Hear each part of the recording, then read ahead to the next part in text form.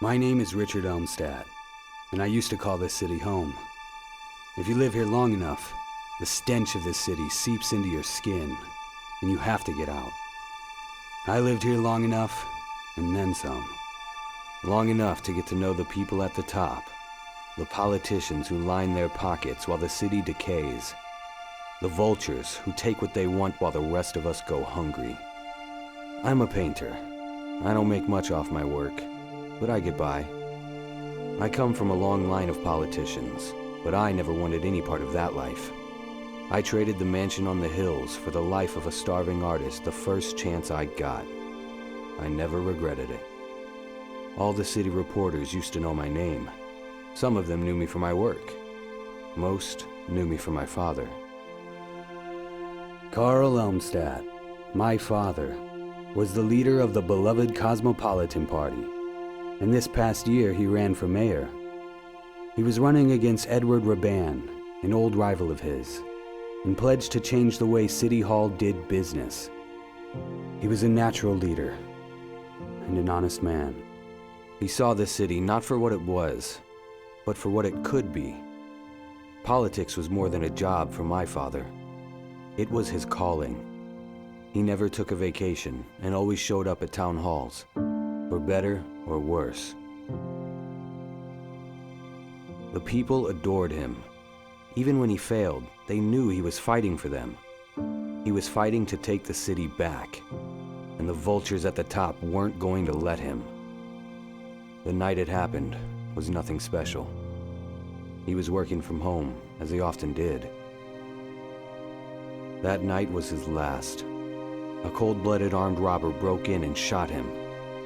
The killer stole everything he could and left my father bleeding on the floor. My father was a noble man. He deserved better. When I was a kid, my father never had time for me. When I got older, I decided I didn't have time for him. Now I'm burying him, and I wish I could go back. I wish I could talk to him one more time. I'd tell him that I admired his courage, that I loved him, and always did. This was no random crime. It was calculated, planned. I'm sure of it. After the election, my father made enemies, and that night one of them struck back. In my bones, I know that Edward Raban is responsible for this atrocity.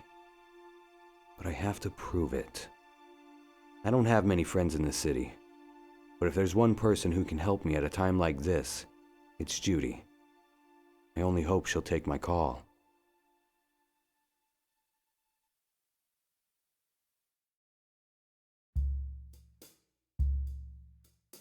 Hello, Patricia. I really missed you. Hi, Dad. How was your trip? I hope you weren't bored. It's a long way from home. What do you think? I was just staring out the window contemplating life? It's the 21st century, Dad. I have my phone. Can we just skip the lame small talk? Well, somebody's a bit cranky from the trip. Why don't you just relax a bit? We'll talk later. Can't wait.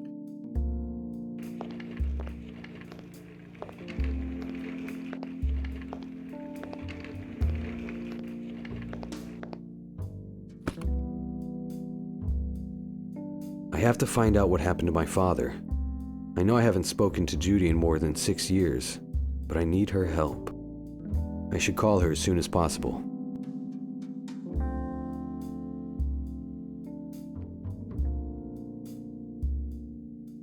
A few experimental paintings.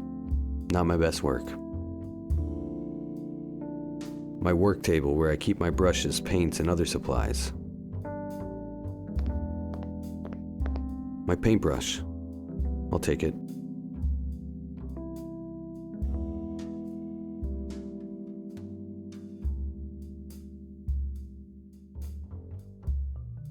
An unfinished painting of Sarah Zimmer, a German exchange art student. She was an amateur painter and asked if I could tutor her. In return, she was my model. Unfortunately, she never came back to finish the painting.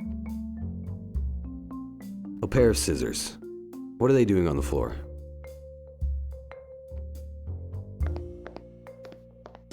This place is a mess. I better clean it up. I'll start with these scissors. My old friends Chet Baker and Miles Davis. Pure geniuses. A few experimental paintings. Not much of a kitchen, but I don't cook anyway.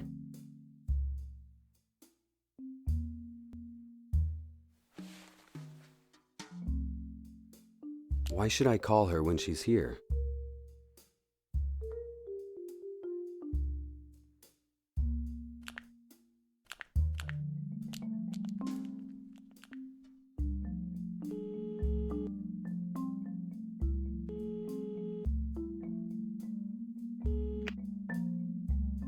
Cassidy?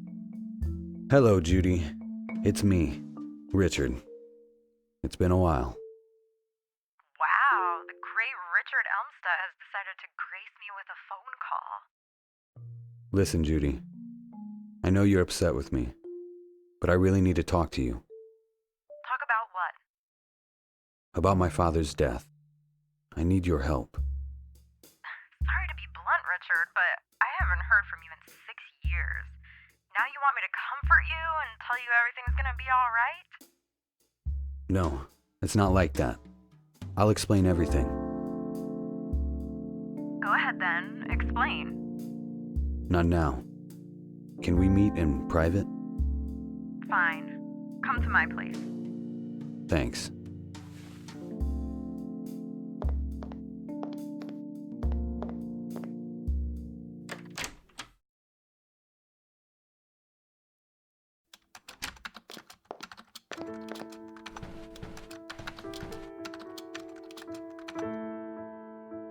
Hey, Judy. If it isn't the famous painter, Richard Elmstead. Please, Judy. Not now. I need your help. Must be pretty damn important for you to come crawling back to me. Come on, Jude. Stop it. I know it's been a long time, but I can't change that now. And, well, it's good to see you. I missed you. Yeah, right. If you missed me, you would have called. Judy, please. I really am sorry. Look, if it makes you feel better, you weren't the only one. I haven't spoken to anyone. Why? Why would you do that? What did we do to you? I can't explain what happened. I needed to leave. Whatever. So what do you want? I'm here because I need your help. Of course you do. Whenever you need something, poof, you appear. You haven't changed a bit. I'm here because... Of course you... So, how have you been all these years? Don't pretend like you care. Judy, I can't apologize enough for what I did. I didn't want to leave you.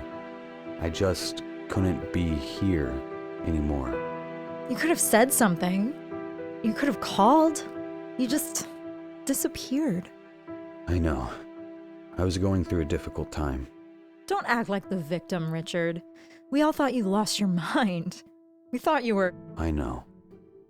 Please forgive me. I wish I could go back and change it.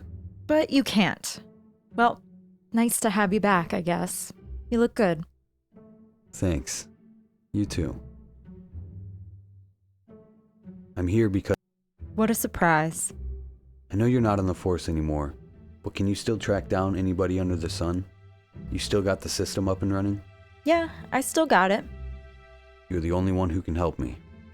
So, spit it out. Who are we looking for? I'm sure you heard about my father. Of course. I'm so sorry. I need your help. I think Raban was behind it. Jesus, Richard. That is a bold accusation. You know he's the mayor, right? Exactly. He's the mayor now, since my father died. I never took you to be the conspiracy theory type. I know it may seem suspicious to you, but you can't just go around accusing people of murder. Besides, they already caught the killer. I know. That's why I want to find out what really happened. On my own. Well, with your help. Sorry, Richard. It just sounds a little far-fetched. I need some kind of proof that Raban wanted to get your father out of the way. So, how have you been all these years? Same crap, different toilet. But hey, I'm alive. I'm retired from the force, but man, do I miss it. I'm so bored, it hurts. Maybe I can help with that. Here we go. Guy drops off the face of the earth and shows up at my doorstep saying he can save me. No, thank you. Come on, don't be like that. I said I was sorry. I bet you're sorry. You know, you lost a good thing. I know Patricia was never crazy about me, but you were. What's done is done. Psh, yeah, whatever. See you for now. Bye.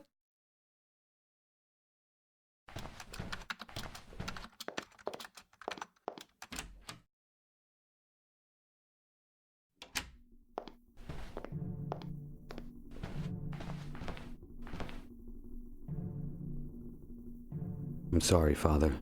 I wish I'd been a better son to you when you were alive. I promise. I will find out who did this to you. I will. What a beautiful view of the garden. Autumn is finally here. The leaves are starting to change. Every war ends in peace. Father's favorite motto. I remember having this poster all over our house. I wonder why the word peace is written in capital letters.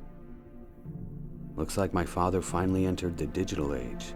I have to say, I'm surprised. Such a beautiful oak desk. I wish I had one like this. Father's book collection. It contains a wide variety of books, from encyclopedias and phone books to philosophy and science journals.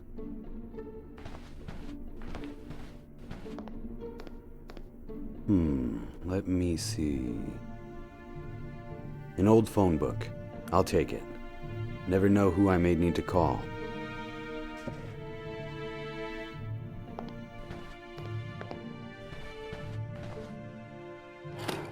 It's empty.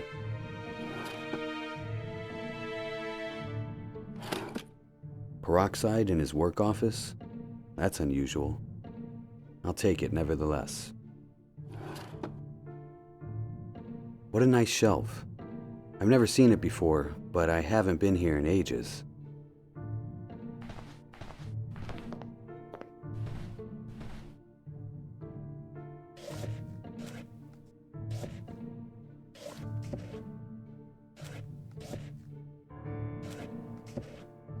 What is that? What's that? Did Father hide something here?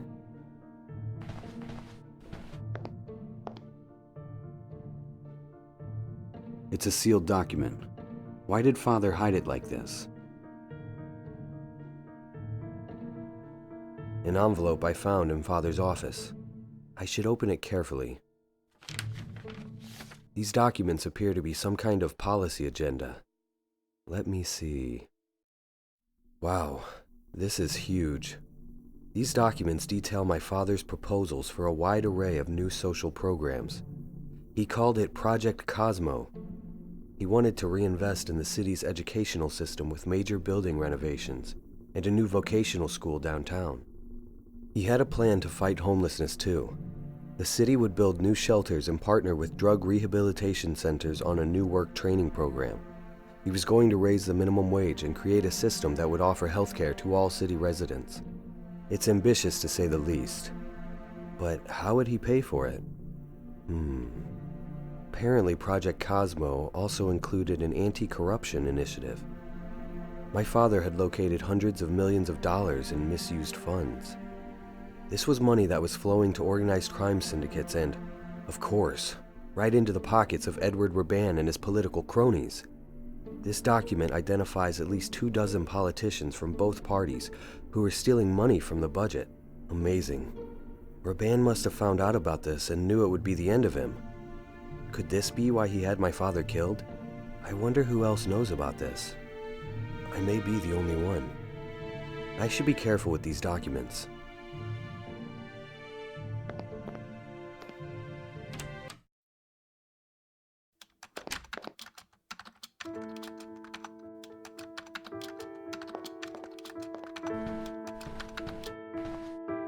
I found a series of documents my father was hiding.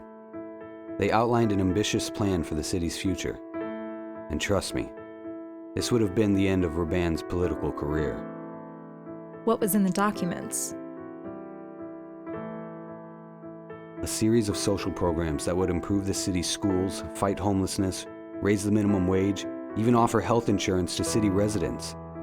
And all of it was going to be paid for by taking down the corrupt politicians who had been stealing from the city for decades. He named names, Judy. Most of them were Edward Raban's guys, too. He planned to go after Raban and his connections to organized crime. He was going to reform the whole city. Imagine the difference a man like that could have made. Huh, I guess I never knew that side of your father. I always assumed he was just like the rest of them. No, he was a great man. But I fear he made some powerful enemies. All right, Richard. Let's say for now that you're right about Raban. Maybe he did have something to do with your father's death. What's our next move? You need me to look into something?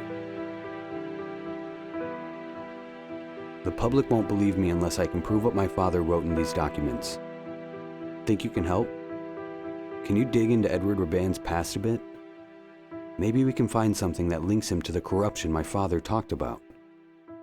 Let me check. It's not gonna be easy. Yep, like I thought.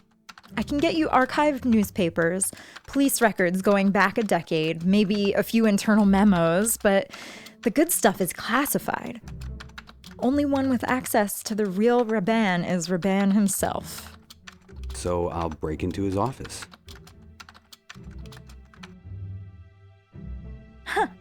Yeah, security will definitely let the son of a dead political rival rummage through their office. Good idea. Well, it's the weekend, so the place should be empty. I know these rich government types. They don't work on their day off. How are you gonna get in? You need an employee card. Hold on. I might have something.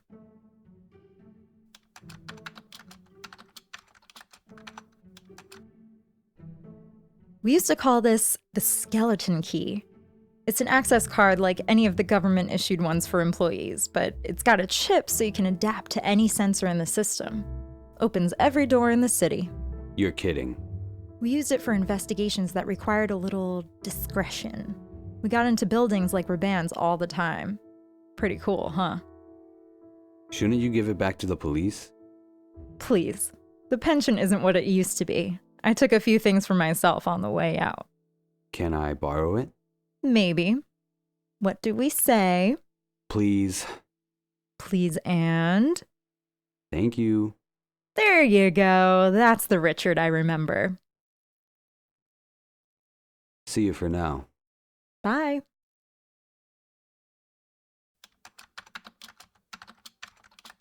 Hydrogen peroxide.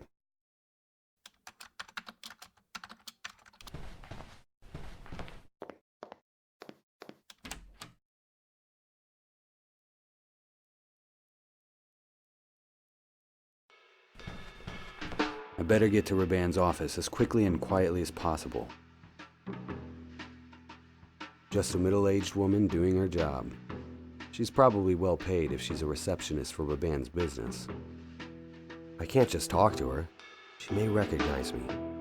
I need a disguise.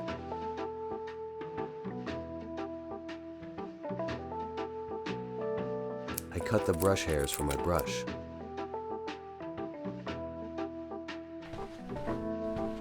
All right, I could use some coffee.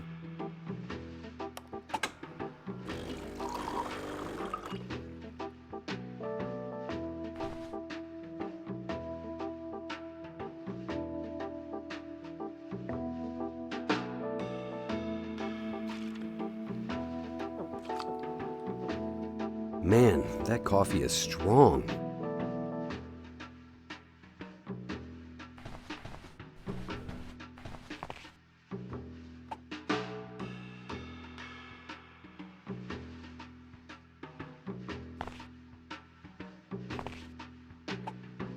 The heat has completely dried the coffee. The only thing left is a sticky, sugary residue. So, let's piece things together. Voila, a fake mustache worthy of Hollywood. I used to rock a mustache like this back in the 90s. Okay, so I'm really going to do this. I'm glad there aren't any mirrors around here. Good evening, ma'am. Evening. I'm here for a meeting. Could you please show me your employee card? Oh, of course. You need my card? You're all good. Wait a minute. What is it? I know you. You do? You're that famous painter. Well... Oh my god, I forgot your name. What is it? Oh, I know! Salvador Dali! I've been to your gallery. It was years ago, though. Such beautiful paintings you have there. Yes. Thank you. I'm sorry to waste your time, Mr. Dali. You must have something very important to do upstairs. Yes. A very important meeting. Have a nice day. Goodbye, Mr. Dali.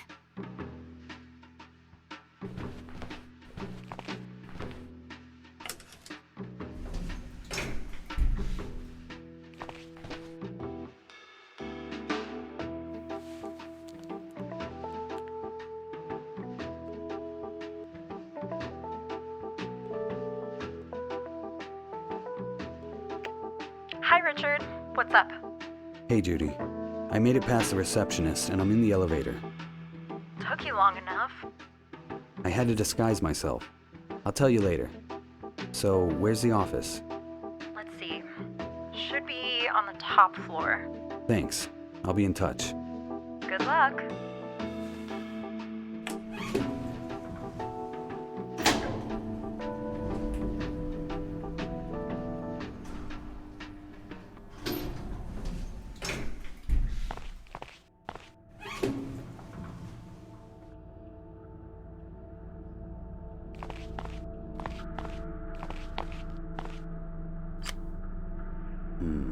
It's not working. Let me try again. Nothing. Damn. I have to find another way to open it.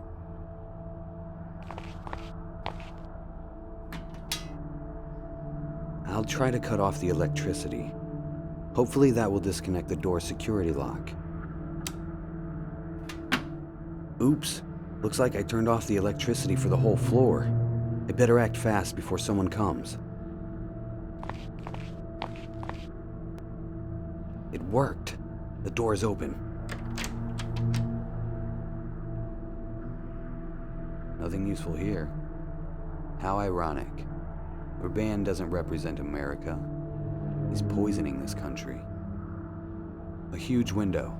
You can see the whole city from here.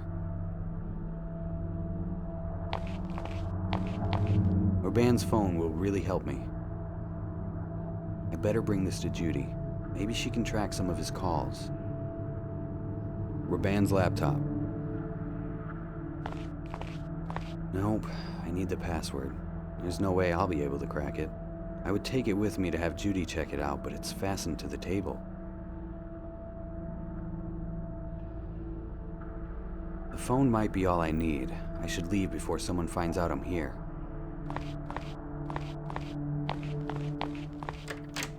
My job here is done.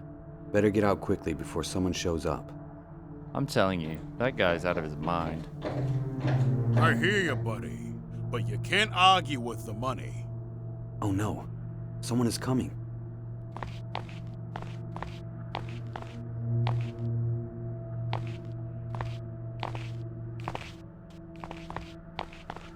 I don't understand why anyone would want to work here voluntarily. Beats me. If I didn't have a mountain of debt, I'd quit this madhouse tonight. And I'd be right behind you. How's the consulting business been lately? I don't want to talk about it. This year's been a disaster. I haven't had a chance to refocus since that nightmare you and I went through. I still can't believe it really happened. I think about it every day. It was horrible. But on the other hand, if old Elmstat is finally dead, maybe it was worth it. As long as we don't have to deal with them again. I hope I never see those. Shh! Keep it down. They might be listening. Yeah. Just turn the lights back on and let's go get a drink.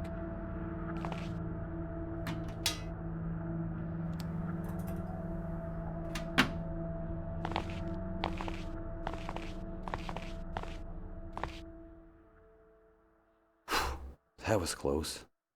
Well, now I know for sure that Raban had something to do with my father's death. But who are they talking about? I shouldn't stick around to find out, though. I need to get out of here.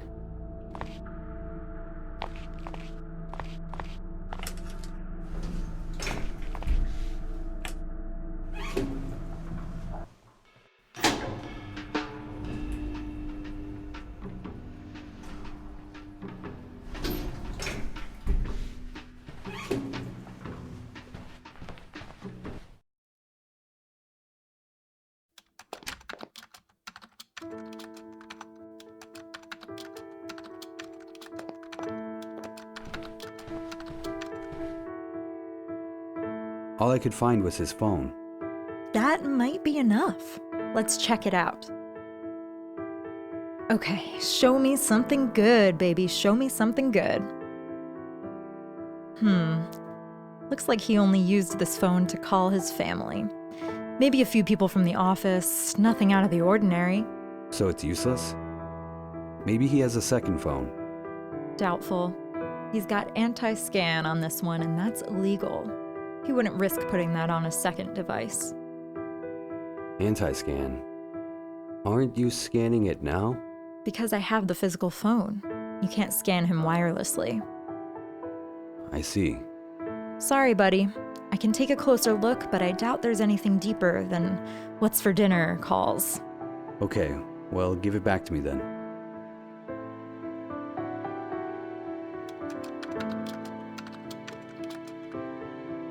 Hi.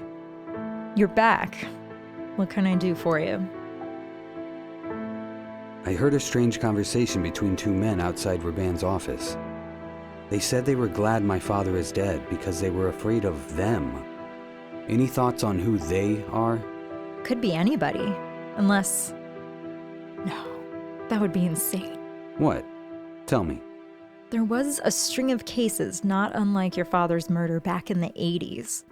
Within a year, we had 4 or 5 killings, all of them suspiciously similar. It was a big deal back then. The whole force was on it. We learned about it at the academy. Everybody had a different theory, but there was one I found particularly convincing. Which is? Some say there's an underground organization in the city. They mostly lay low. Some drug money here, blackmail money there. But when push comes to shove, they take care of those who oppose them. You're talking about an organized crime syndicate? Some kind of secret mafia? Very secret. The papers ran stuff on it at the time. You can find it easily enough in the library. Thanks, Judy. I'll look into it. Anytime. Where do you think I should look next? Honestly, I don't know. There's nothing here you can call evidence. And the few clues you have lead to a dead end. But if you really think your father's death might be connected to those old murders, go to the library, read more there. Good idea. What else can you tell me about that secret society? Not much. I learned about those murders from a textbook. And keep in mind, the existence of a secret society is just a conspiracy theory, nothing more. But you said you thought the theory was convincing. It would explain a lot, but that's not the same as having evidence to prove it's true. Haven't the police ever looked into it? Sure, investigating organized crime is an ongoing effort in the city. Hell, the CIA even stepped in after that string of murders. And? They found nothing. But what if? Richard, do you believe aliens exist? No, not really. Why? There's no proof that they do. Exactly. Thousands of people investigate alien life, and a handful of crazies even say they've met them, but no undeniable proof. Same thing here. If you say so. So maybe it wasn't Raban at all. Or maybe Raban is under the control of these people. I need to find out more about this. I should go. See you around.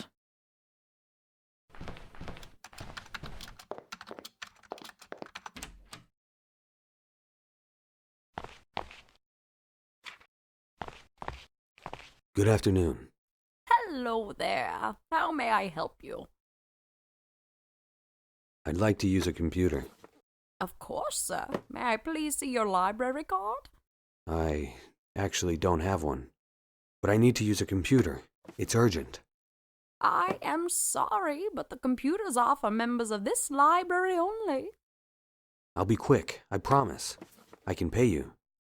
I'm sorry. That's impossible. Rules are rules. No exceptions.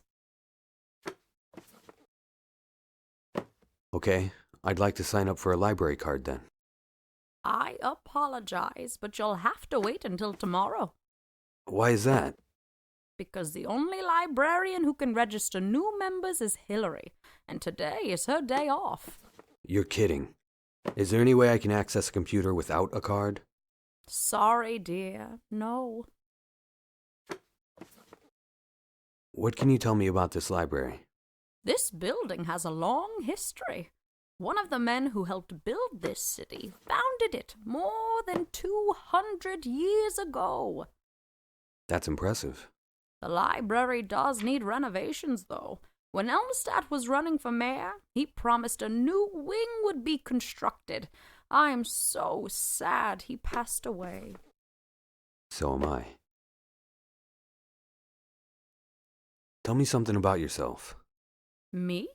I'm a book lover through and through.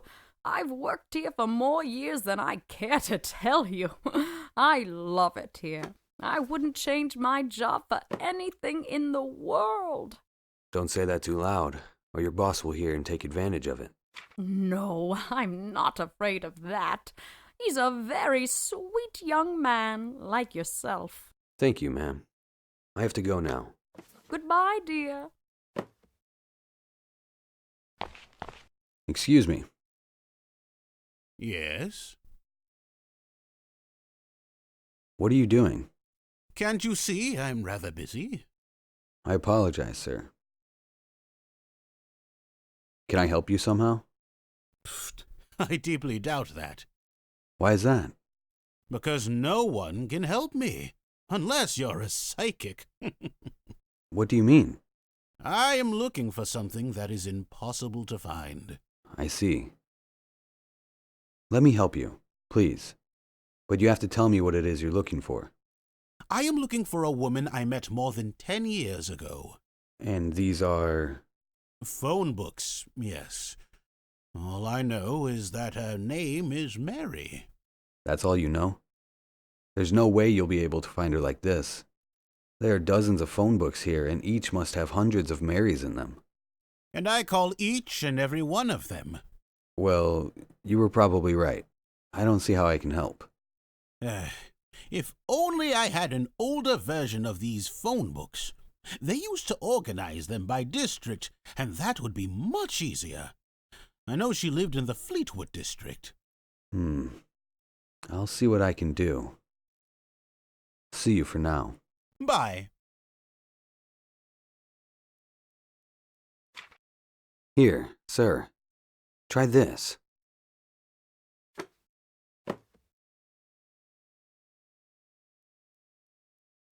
My goodness! This is the version I was looking for. Where did you get it? In an old place. So, let me see. No. Look at this! There is only one Mary in the Fleetwood district. This must be her. Thank you very much, young man. Is there any way I can do something for you? Actually, you could help me with something. I need to access the computer, but I'm not a member of the library. No problem, my friend. Here, you can borrow my card. Thank you kindly, sir.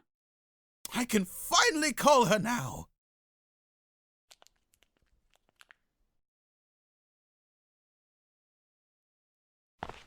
So I have a card.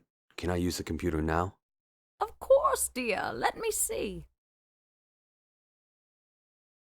Wait a minute. This is not your card. This is Jake's card. Yeah, he lent it to me. Just for today. Is that okay? Jake, did you loan your membership card to this gentleman? Yes, I did. He's a wonderful young man, and I owe him one. Okay, if Jake says it's all right, you can use the computer. Thank you very much.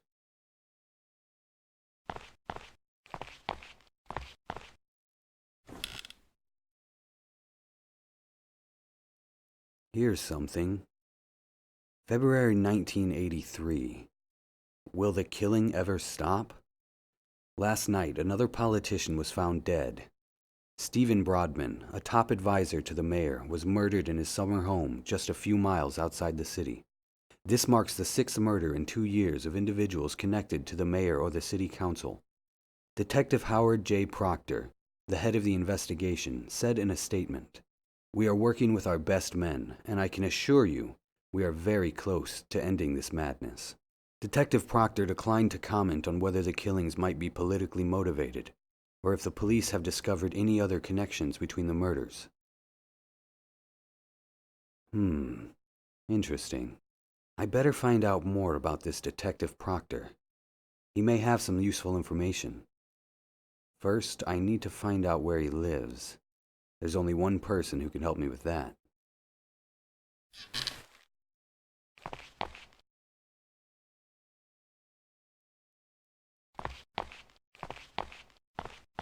Here's your card, sir. Thank you very much for the favor. Thank you, my boy. Man, I haven't read a book in ages.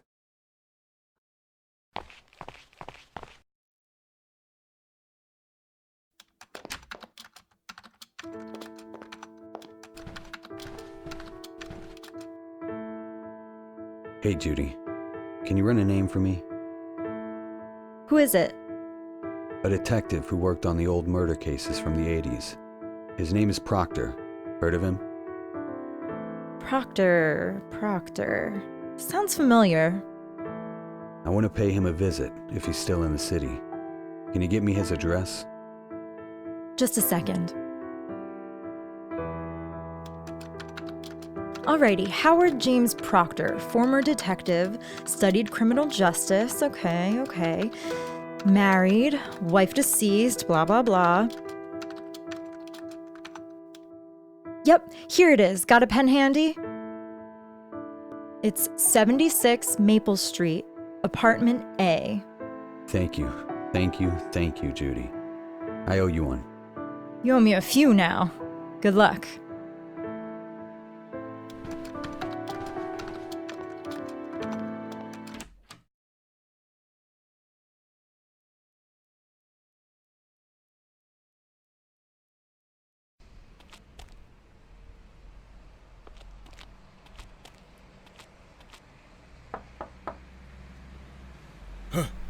Hello?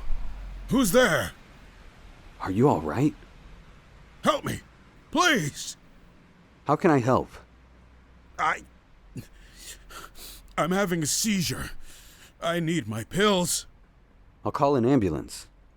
No! Do not call anyone. I'd rather die than go to the hospital. What do you need me to do? Go to the pharmacy. It's just down the street. Get me heparin. Please hurry. Okay, I'll be back as soon as possible.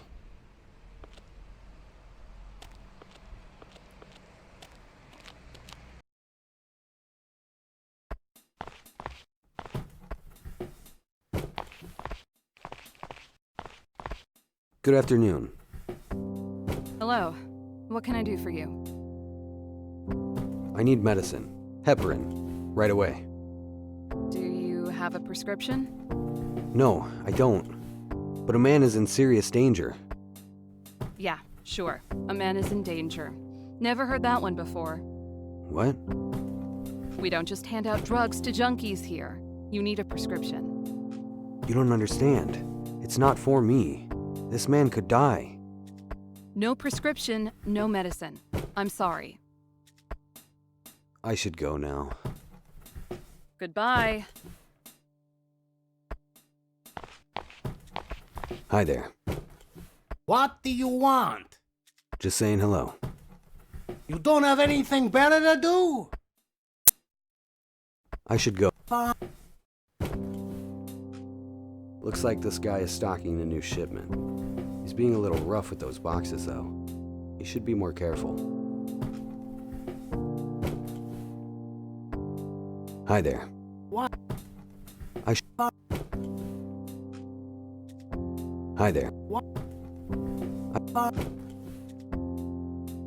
Hi there. What?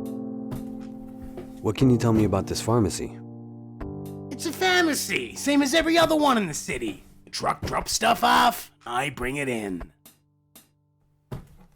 Do you know anything about the lady up front? Yeah, she's a pain in the ass. All she does is complain and act superior to everybody. You know what? I think you two would get along. What are you doing? What does it look like I'm doing? I'm working. What's your job here? Hey man, get a life. I don't come to your job and bother you while you're working. Do you even have a job? I'm a painter. Well, look at you, Mr. Fancy Pants. Must be nice. I carry heavy boxes. That's my job. I should go now. Fine.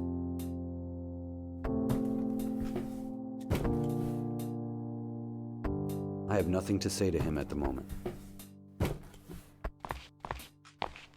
Good afternoon. Hello. What can I do for you? How can you be so cruel? How can you live with yourself? Easy. I wake up, come to work, and do my job. And my job is to provide medicine to people who actually need it. How can I prove to you it's really for my friend? By providing a prescription. This is hopeless. I need to get it another... I should...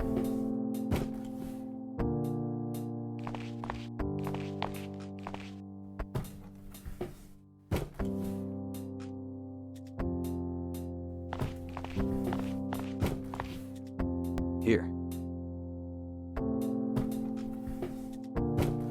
Why didn't you say you work for us?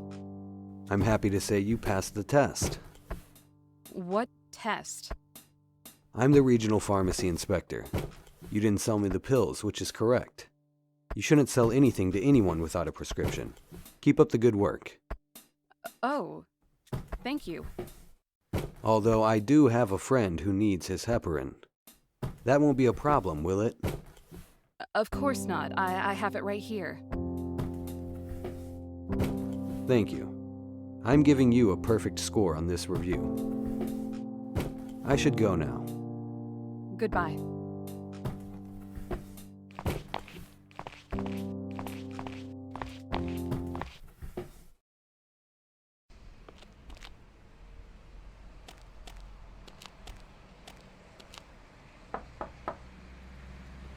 I came back with your pills. Please, come in. Please, give me my pills.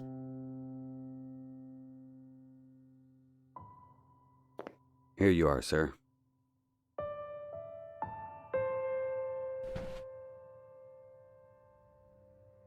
I cannot thank you enough for what you've done for me, my boy. Of course. It was no trouble.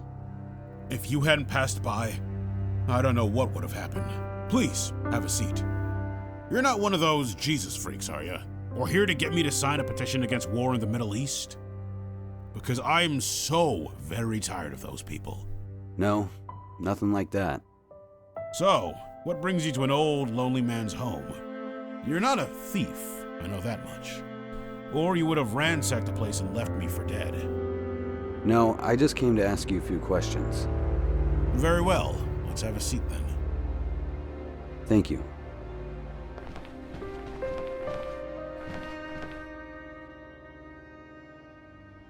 Do you mind if I ask you a few questions? Of course not. I'm sure you heard about the death of Carl Elmstadt. Of course, it was all over the news. I understand they caught the bastard. He deserves to rot in prison. Though nowadays, prison is for girls. These degenerates spend all day watching TV, going to the gym, studying. Ha! Might as well be a spa resort. Back in my day, prison was hell. If you murdered a good man like Carl Elmstadt, you were made to feel the full, brutal force of the law.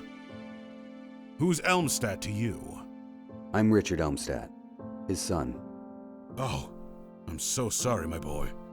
I can't imagine your pain. But you can help me. How's that? Can't you see it? The mayor promises change and reform. Then, he's assassinated. Sound familiar? You're referring to the cases I closed more than 30 years ago. They were solved, my boy. What does your father have to do with them? The same people did it. You know it. Know what? There is a secret society that rules this city.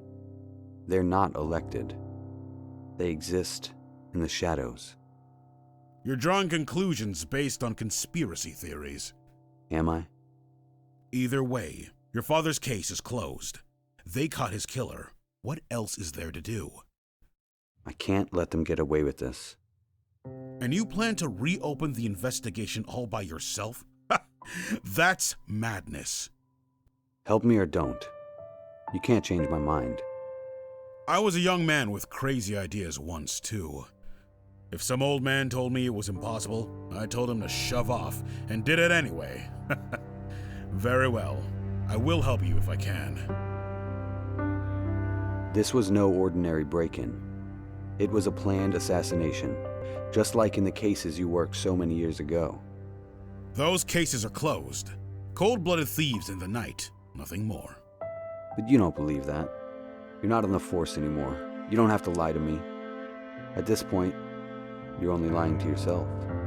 All right, but what I'm about to tell you has never been proven. I came close a few times, but my superiors wouldn't hear of it. They even tried to suspend me for talking about it.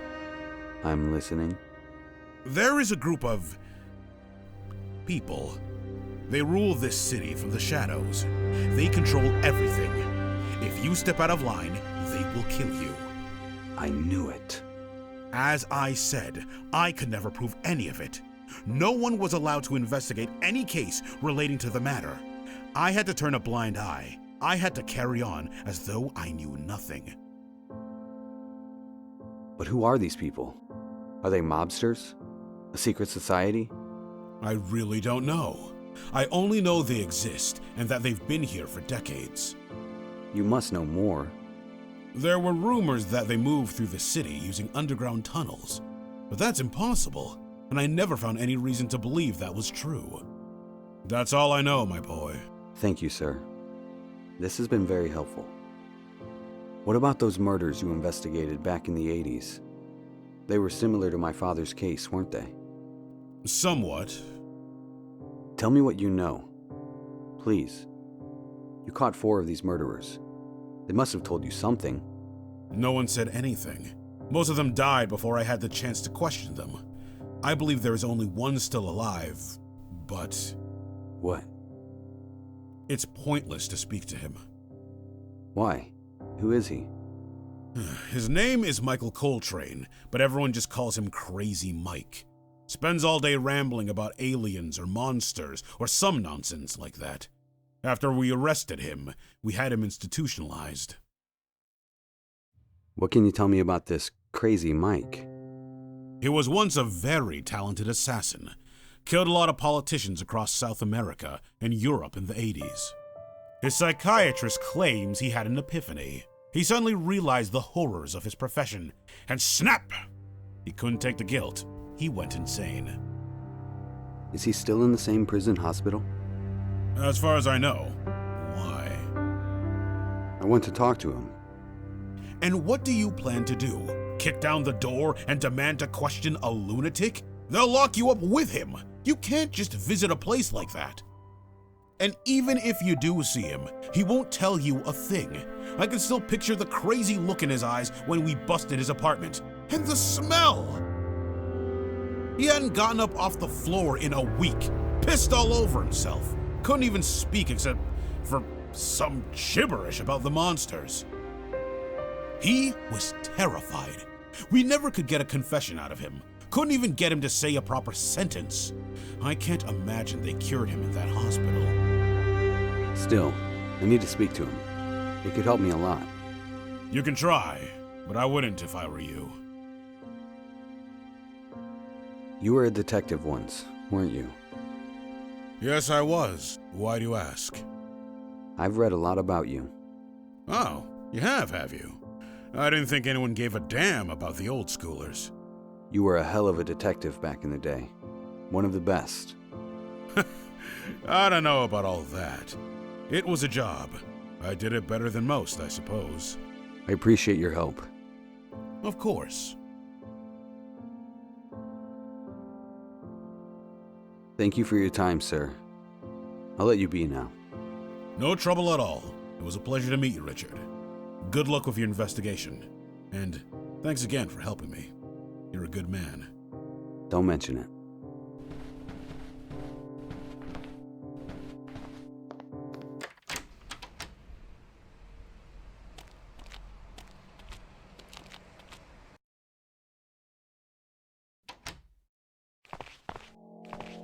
Hello, officer. Good afternoon, sir. Can I help you? I'm here to visit Michael Coltrane. And you are? A friend of his. Mr. Coltrane is not allowed visitors. There's been a court order. I really need to see him. It's urgent. No exceptions, sir. The only people allowed to see him are his doctors and those with explicit permission from the court. I cannot let you in. I see.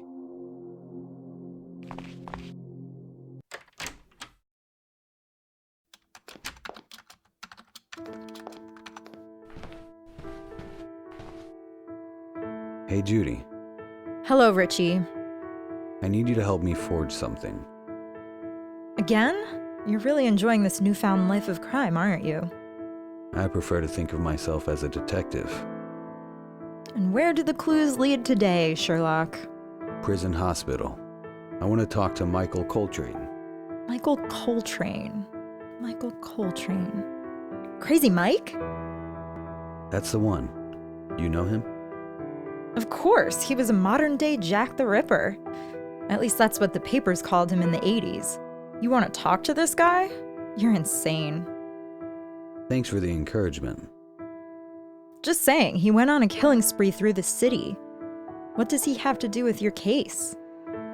Detective Proctor told me he was the killer in the last of the political assassinations. He might be able to tell me something. Problem is, he went insane just before they caught him. Huh. Wow. Look at you, knowing all the top secret information before me. I'm a little jealous. I'm starting to get the hang of this. You think you can forge some paperwork to get me in? Sure, give me a second.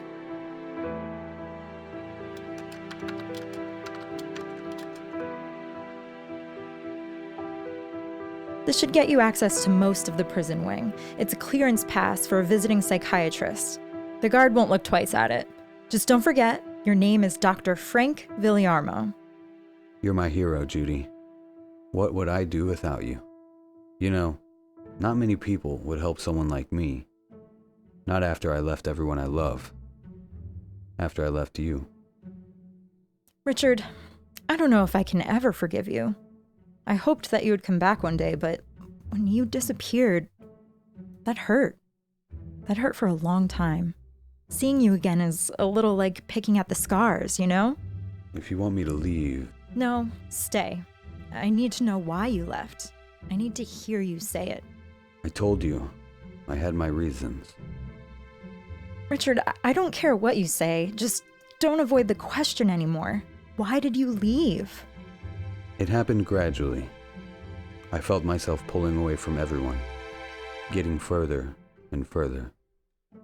And then I reached a point when I couldn't speak to anyone.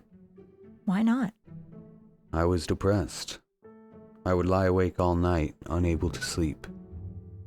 And when the morning came, I couldn't get out of bed. That's why you wouldn't sleep here? I didn't want to put that on you. You could have told me. I could have helped. We all could have. Patricia, Miranda, everyone. I know. I chose to be alone. But then being alone became too much. I couldn't escape the feeling. I started What? Tell me. I started sleeping with my models. I thought it would cure my depression, and it would work for a little while. I would forget how I felt. I'd forget everything. I would convince myself I was happy again. But before the night was over, everything would come crashing down on me again. Richard, Don't think you weren't good enough. I cared about you, I did. But once I started with that, I couldn't look you in the eye. I was so ashamed. Then I ran away, so that I wouldn't have to see you. You, or anyone else. I don't want forgiveness. I don't deserve that. And after I finish investigating my father's murder, I'll leave. I won't bother you again. I had no idea. I'm glad you told me. Thank you. Thank you for being honest. It's the least I can do. I'll talk to you soon. I should go. Sure.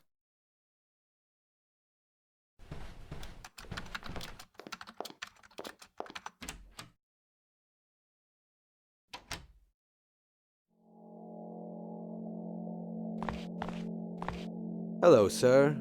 I am Dr. Frank Villiarmo. I would like to examine Michael Coltrane. Good afternoon, Doctor. Let me see. All right, you're good to go. Are you new? Haven't seen you here before. Yes, I've just arrived from the University of Alabama to study Mr. Coltrane. He is a fascinating subject, I must say. You could say that. Just be careful. The glass is bulletproof, so you're safe, but he does try to intimidate new people. Don't worry. I'm used to that.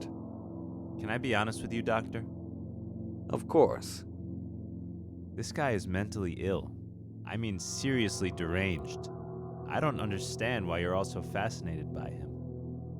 The most disturbing cases are always the most interesting. I'll say this. He has gotten better over time. Been here 30 years. And when he's medicated, he can at least speak coherently. The treatments are working then? Yeah, maybe. Anyway, good luck. Thank you.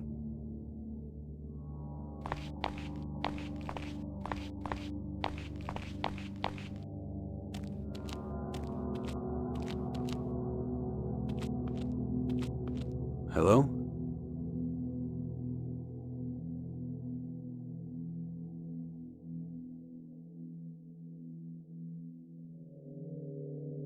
My name is Richard. I know you don't believe me, but I need your help. No, not another shrink. I had enough of you people. I'm not crazy. I know what I saw. I'm not a doctor, Michael. I just want to hear your story. I want to know what you saw back in the 80s. I already told my story 1,000 times. They got it on tape and everything. Ask one of your shrink friends to play it for you.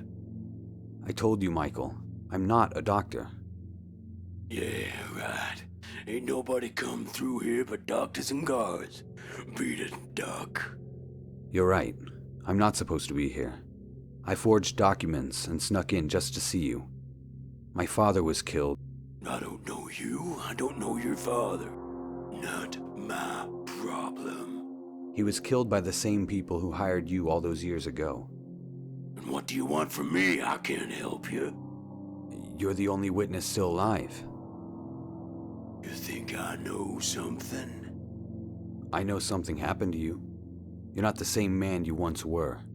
The people who killed my father, they changed you. Well, that may be true, but it doesn't matter. Nobody believes me. I do. Hold up, if you ain't a cop, and you ain't a doctor, how did you find out about me? Detective Proctor told me about you. Proctor, yeah, that guy, he's still alive. More or less. Listen, Michael. I risked a lot just coming here. You're the only one who can help me. Please, I beg you. Tell me everything you know about these people. I don't think you're crazy. I trust you. So please, trust me. All right then.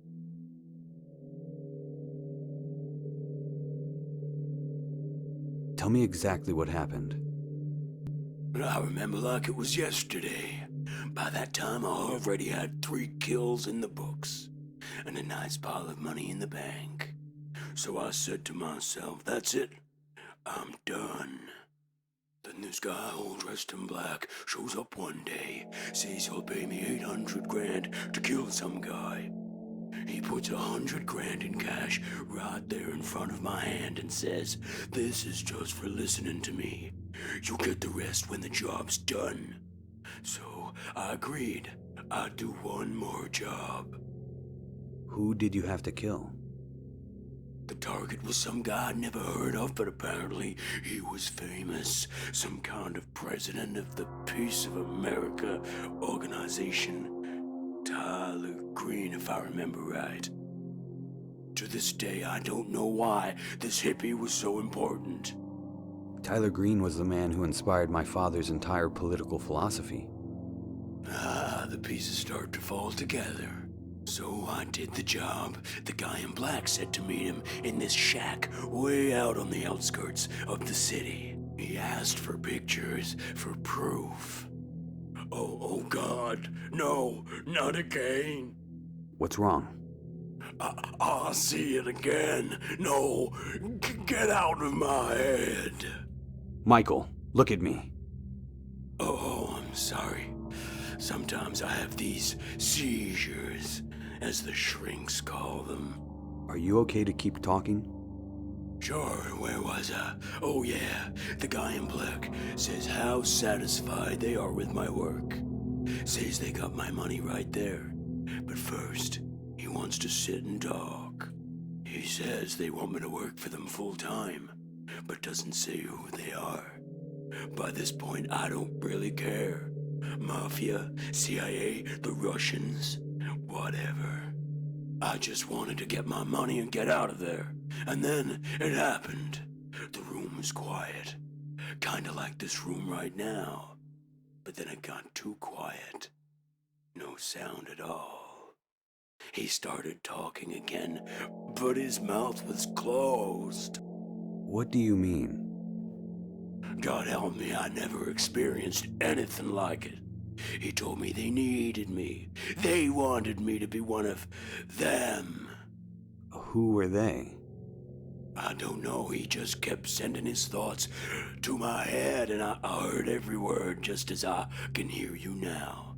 But that wasn't the worst of it. Someone else was talking. At first I thought they were in the room too, but there was nobody there. He spoke to me. He tried to convince me. He showed me pictures in my head. He showed me their incredible wealth, the power they had. He showed me how they control the world. I saw it all with my head, as if I'd experienced it myself. Like a memory, these people are not from this world. They're monsters, aliens from another planet. I started screaming. I left the money on the table and ran.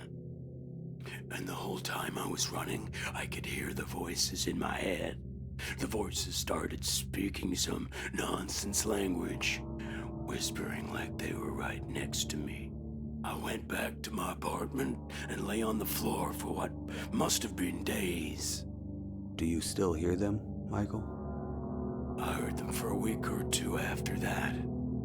Then all of a sudden they stopped. But sometimes... What? Sometimes I see things. What things? Things not of this world. We are slaves, Richard. I don't want to live like this anymore. I don't want to see these things. I envy those I killed. Living in this hell is my true punishment. Don't worry, Michael. Everything will be all right. You don't know how often I hear that phrase. It's never gonna be all right. Never. Not as long as they exist. He may be hiding something important. I should check out Coltrane's apartment in case there's any evidence left behind. That is, if the apartment still exists.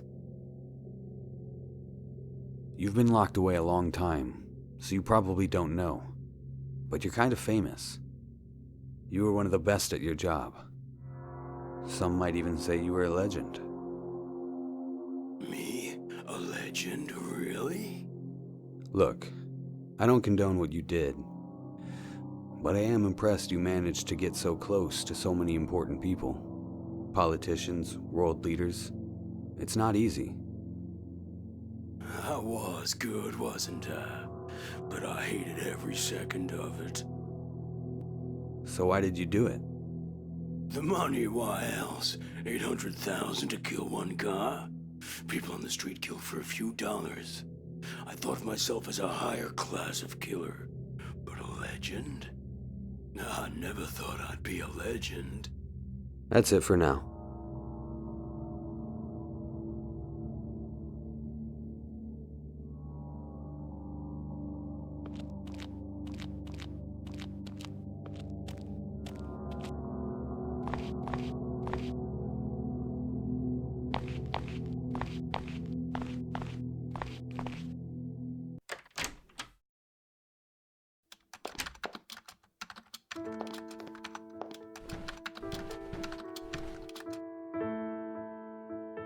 Hey, just me. Make it fast, Richie. I'm a little busy at the moment. How did it go? Were you able to talk to him? A little. Was he totally out of his mind? He was calm for the most part. Must be heavily medicated. But he told me some interesting stuff. He claims he was working for this secret society. I want to look through his old apartment. There might be some clues left behind. I'm sure the police cleaned the place out. Who knows if it's even there anymore? I still want to check it out. Can you find the address? Can Pavarotti sing? Count to 10 and I'll have it. Okay, let's see. Got it. Michael Coltrane, last known address 952 Lincoln Avenue. Now let's see if it's still standing. You're in luck. Nobody's touched the place since 1978. And no new tenants since Crazy Mike. I guess nobody wants to sleep in Jack the Ripper's old bedroom. All the same, be careful. That's a rough neighborhood. The place is probably crawling with junkies. Thanks, I will. And hey. Yeah? I've been thinking about everything you told me before.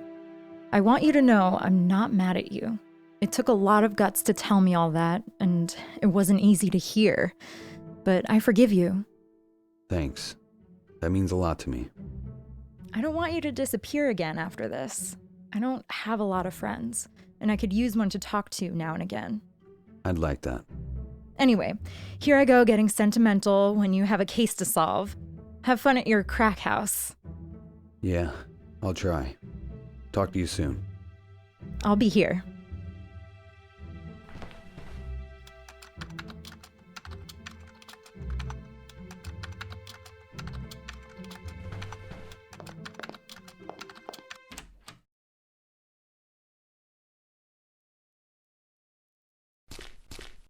Whoa, this place is a mess. You can see the underlying brick wall. This place needs some serious fixing.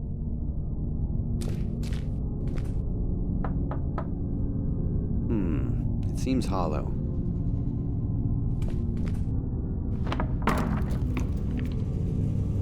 There's no point in destroying the table completely.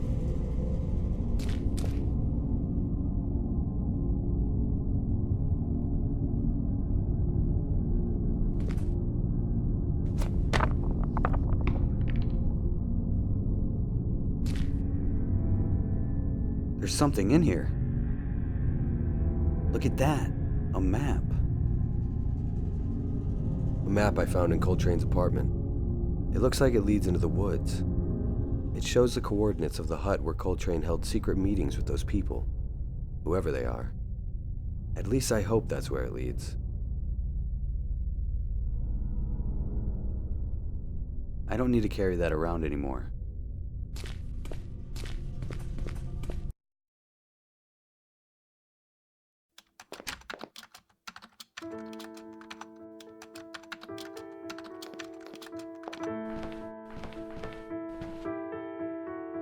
Check out this map I found in Mike's apartment.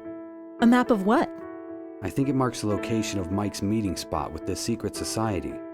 Looks like it's in the East McConney Forest. I'm sorry to tell you, Richie, that's not exactly a nice neck of the woods. You don't want to know how many bodies we found dragged out of there. Nice spot, though, if you're looking to meet some rapists and murderers. Well, I feel better now. Be careful.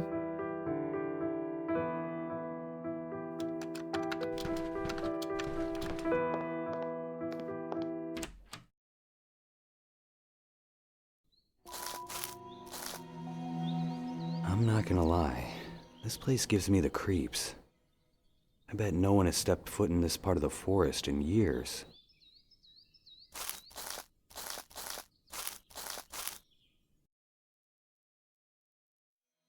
A dirty old rug.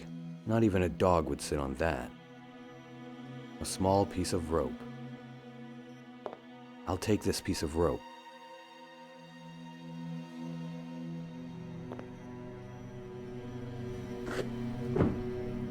A trap door.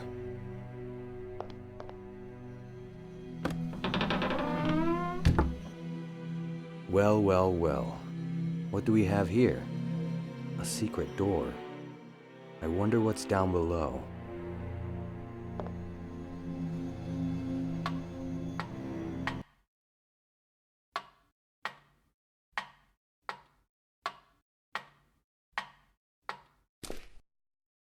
There is something deeply unsettling about this place. I don't like it. I should look around and get back to the city as soon as possible. Using Raban's phone as a flashlight is a good idea. Unfortunately, the battery's dead.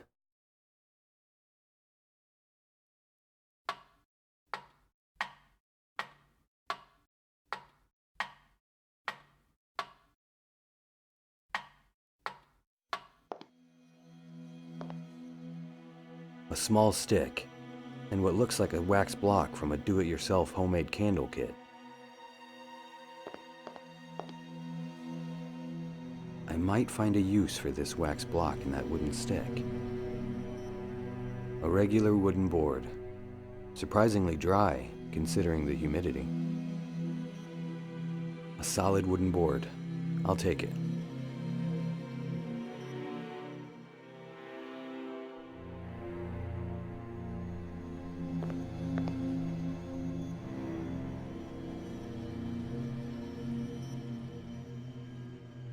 The stick alone on the basket won't help.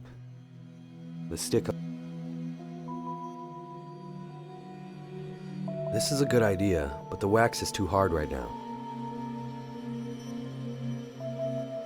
The stick alone on the basket won't help.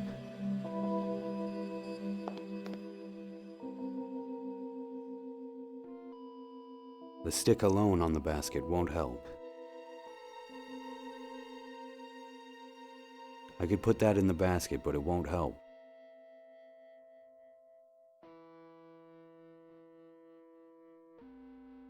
Pouring hydrogen peroxide on that won't help.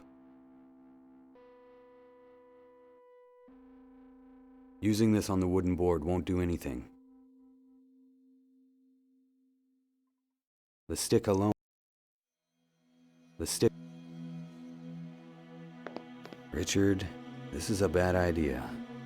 Please try not to burn down the whole forest.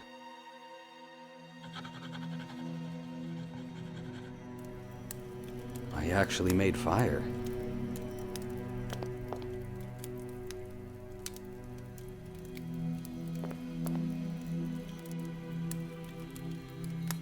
Nice. I've melted the wax. Call me a craftsman. I actually made myself a candle.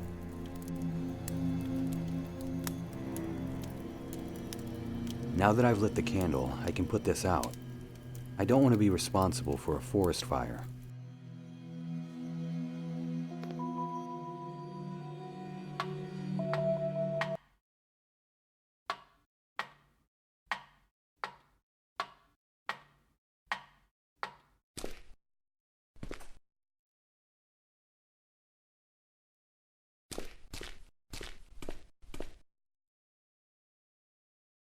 I don't need that junk. I don't need... Looks like a bunch of junk on a table. I don't... What's this? These two pieces of paper have some interesting symbols on them. They appear to be different languages, though. I wonder what they mean. I better leave the candle here. I don't recognize these symbols. Strange-looking symbols. They don't look like any kind of human language I've ever seen.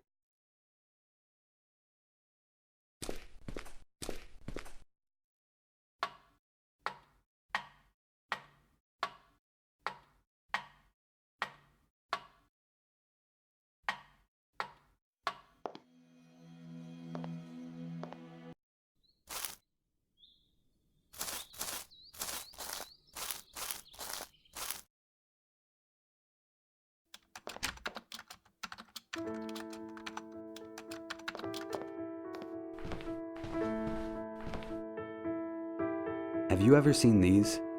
Nope, it's all Greek to me. What is it? Symbols, but I don't know what they stand for. Sorry, can't help.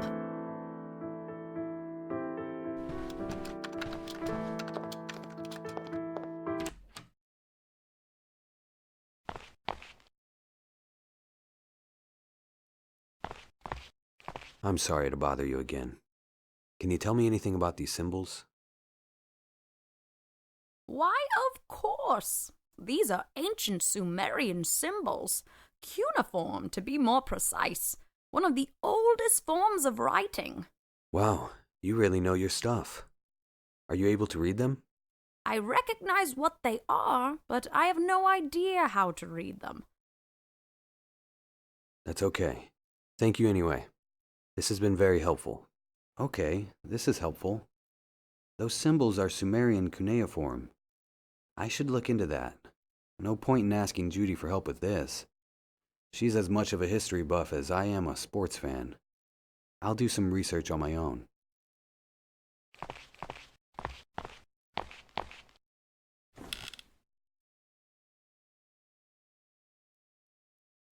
Keyword, Sumerian. Let's see what this library has. Here's the most recent article, published a year ago. It says, From Archaeology to Psychiatry. Professor Dr. Cornelius Blake, Ph.D., a talented professor from St. George's University, is a well-known biologist. The professor's academic interests, however, extend beyond the biology courses he teaches at the university level. Blake's research in biology has made him a contender for the Nobel Prize, but he is also a historian and one of the nation's top experts on ancient Sumer and Egypt. He is one of a handful of people in the United States capable of translating ancient Sumerian cuneiform, from which he has received several awards. His accomplishments do not end there. He is also a brilliant mind in psychology and psychiatry. Most recently, he was part of a team from Washington Medical University that made historic breakthroughs in treating several challenging cases of schizophrenia. Interesting. I should visit the university and talk to Professor Blake. If he can translate Sumerian symbols, that would be a huge help. My guess is this secret society uses this ancient language as a code of some kind.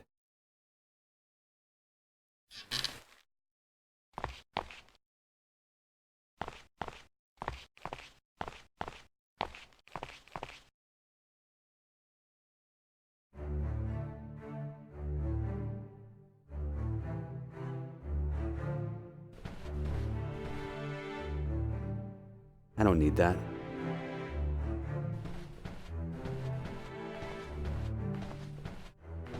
Struggling with your bio research? Let me do it for you. Available for all types of research. Price is negotiable. 555-213-6897. Brian Kosloff. Somebody wrote, "We don't need no education." I had the same attitude when I was in school.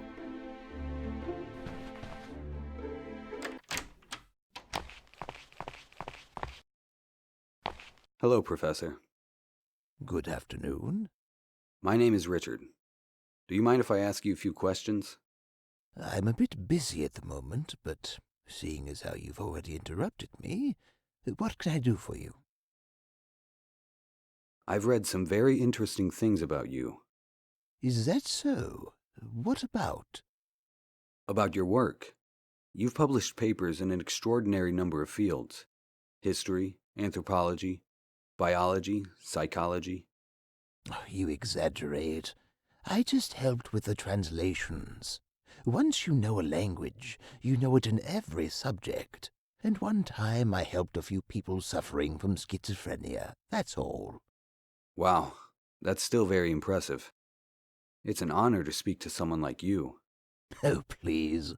Journalists like to pitch us as academic heroes so they can sell their articles. If they wrote about my Intro to Biology course, which I teach every day, no one would give a damn. You're too humble. Goodbye, Professor. Goodbye. I'd like your help with something. I'll see what I can do, but you don't look like a student. What's this about? I understand you can translate Old Sumerian text. Is that right? That's correct. I completed my dissertation on Sumerian literature during the 3rd dynasty of Ur.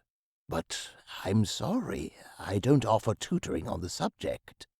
If you want to learn more about Sumerian language, you can buy my book, Forgotten Art and Literature in the Middle East. It's in the campus bookstore. Maybe another time. I'm only looking to translate one piece of paper. Can I see it? Here. Interesting. It appears to be a particularly early form of Sumerian writing, and yet it's been written on parchment less than 50 years old. Where did you get this? I'm sorry, that's a private matter. I'd rather not say. I'll pay you for the translation, of course. No, payment won't be necessary. I relish the opportunity to dig into texts I've never seen before. Hold on a moment. What is it? Sir, you must tell me where you got this. I'm sorry. I really can't. I just need time to translate it. Of course. When can I come by to... If you'll excuse me, I really must get back to work. Just let me know when I should be... Yes. Come back in a day or two. Oh, okay. Thank you, Professor. Not a problem. Goodbye. That was weird. Why was he so upset about the parchment? Does he know something?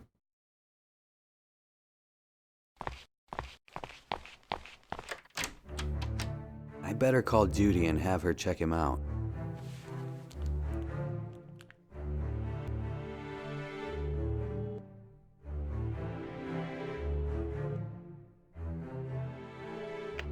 Hi, what's up? Hey, Judy. Have you ever heard of Professor Cornelius Blake? Doesn't ring a bell. Look him up if you can. Already on it. What do you want to know? Looks like a successful academic. He's got degrees in science, history, literature, a lot of writing credits in journals, teaches college classes. You don't think he's one of the bad guys, do you? No, not really. After I spoke to Crazy Mike, I started poking around and found a piece of parchment with symbols on it. Turns out it was written in ancient Sumerian. Okay, and? And Blake is the only one who can translate the text. Oh my god, please get to the point. This is so boring. I found the parchment in an old shack where Crazy Mike made a deal with a man from a secret society. I think they're the ones responsible for these murders. Okay, I'm back in. When Blake saw the parchment, he started acting weird, like he recognized it. Like he knew something.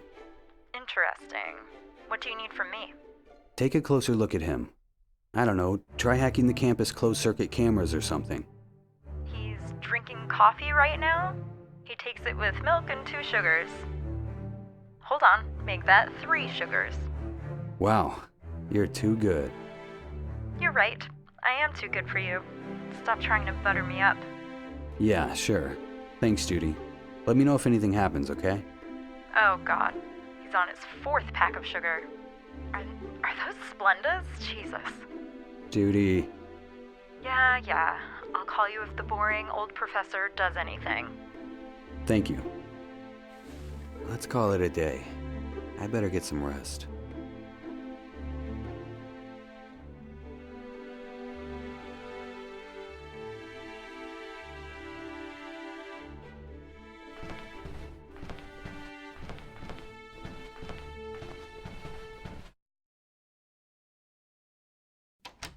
Time for some much-needed rest.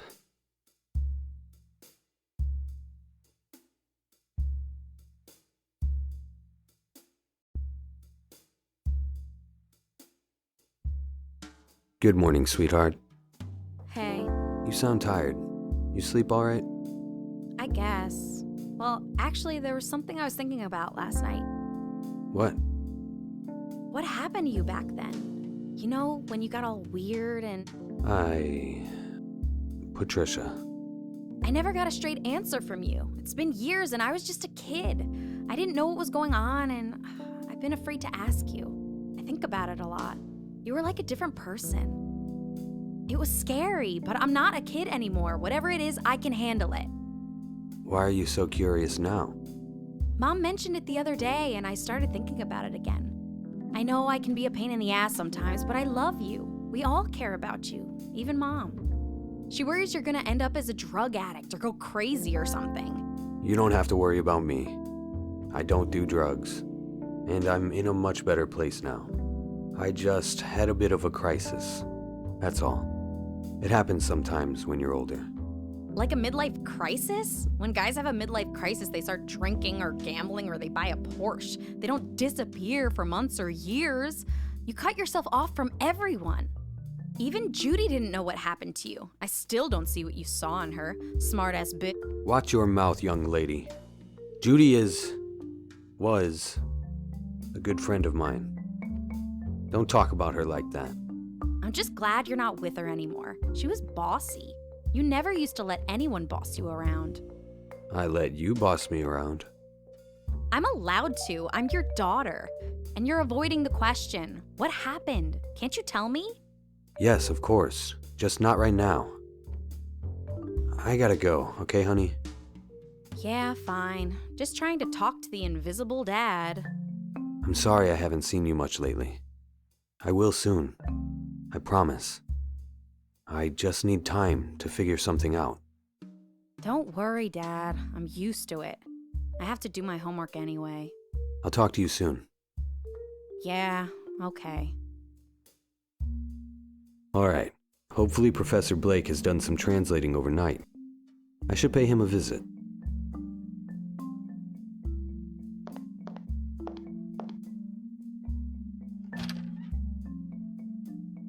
My knife!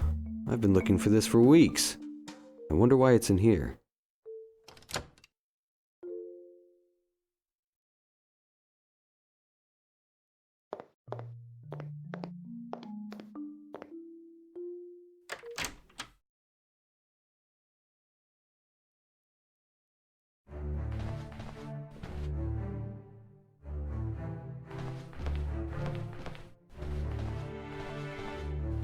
Here's a new one. I'm not able to attend today's lecture. My colleague, Mr. Smith, will take over. In case of any problems, please contact me on my cell, 555-698-4777. Sincerely, Professor Cornelius Blake.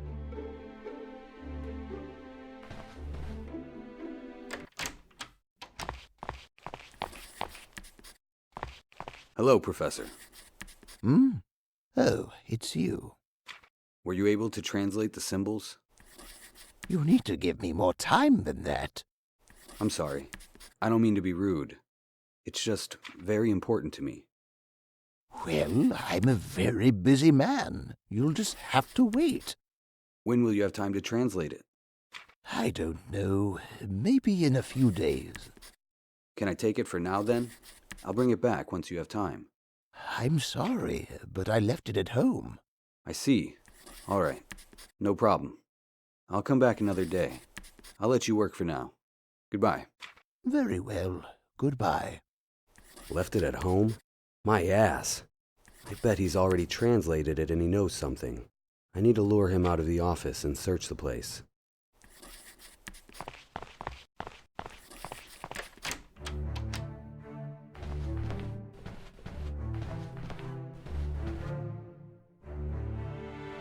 It's closed.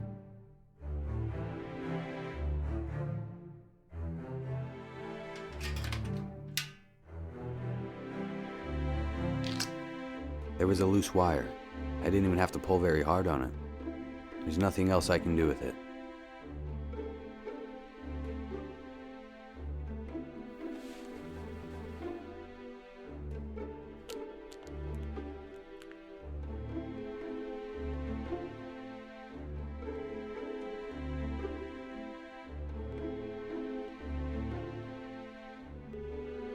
Of course. She never answers her phone, even though the thing is practically glued to her hands.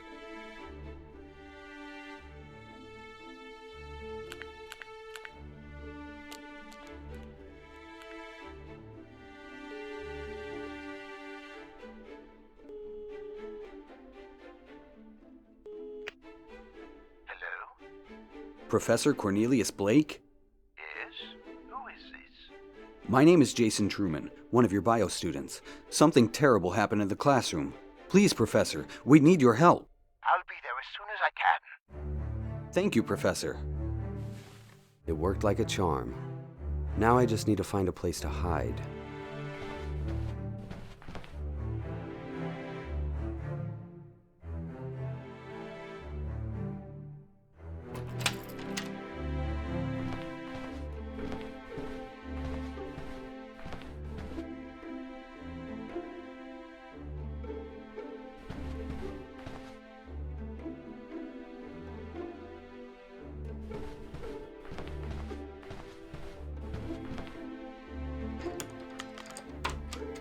Unlock the door.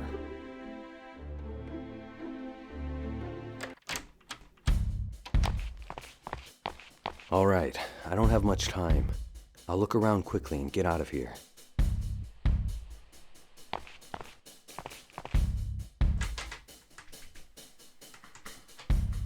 It's locked. I'll just borrow this.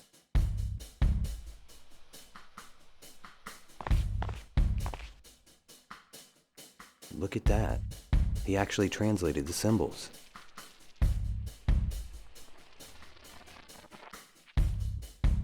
The translated Sumerian symbols.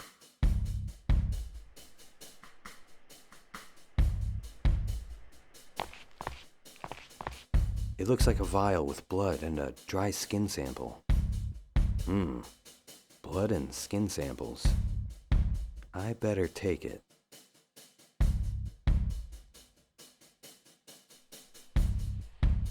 A picture of a young woman. Maybe Blake's daughter. Wait a minute. There's a key hidden in the back of the frame.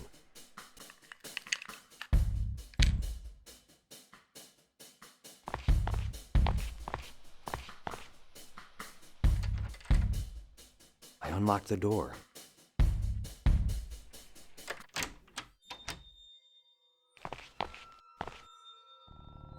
This appears to be Blake's diary. Or more of a work journal than a personal diary. Wow, it's incredibly detailed. Psychiatry, biology, anthropology. This guy studies everything. Let me see if there's anything helpful in here. This guy really knows his stuff. He's been working on 3 huge projects simultaneously. You have to admit his genius. This section seems focused on biology, even some history. He's very interested in Iran. I wonder what for.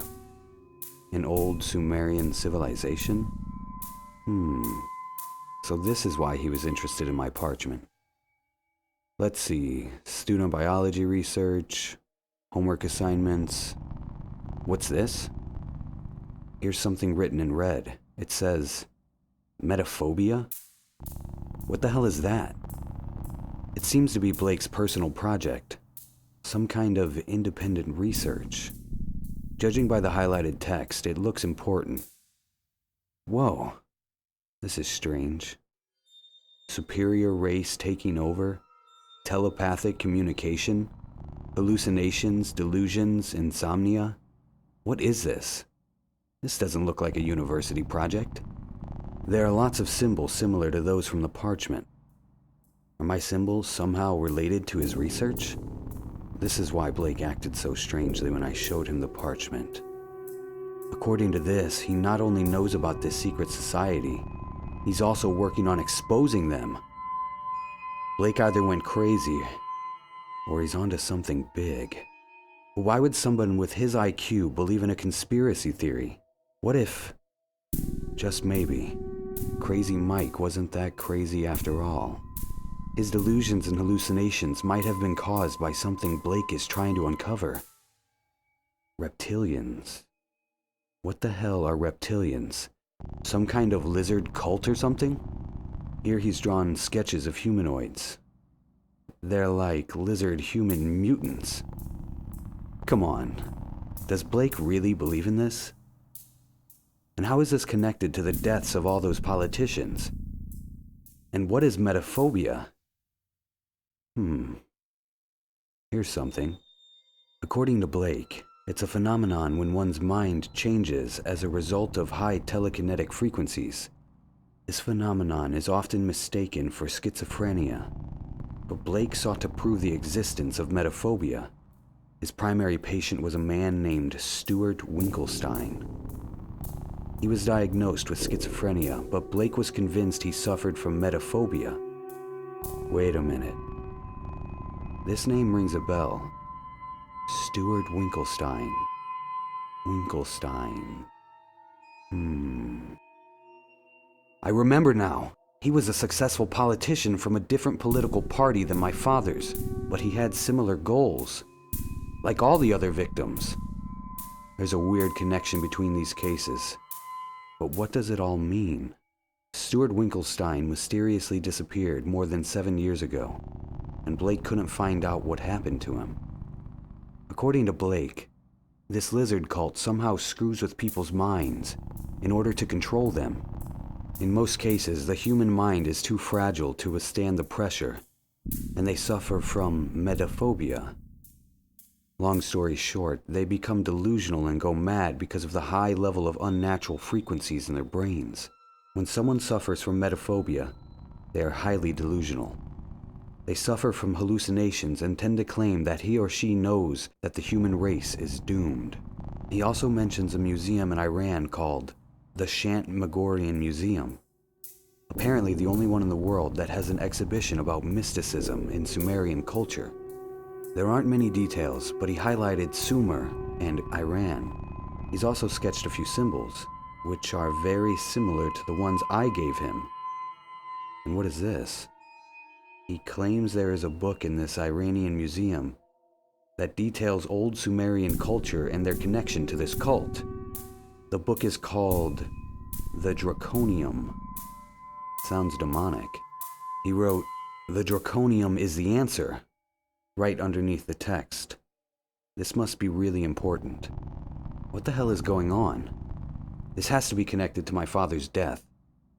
But a cult? A secret society? Why would they want my father dead? He also mentioned some kind of secret island, but there isn't much information. I should check out the museum Blake mentions in this journal. It must have some information about all this madness. Man, this case is getting out of hand. I better take this journal with me.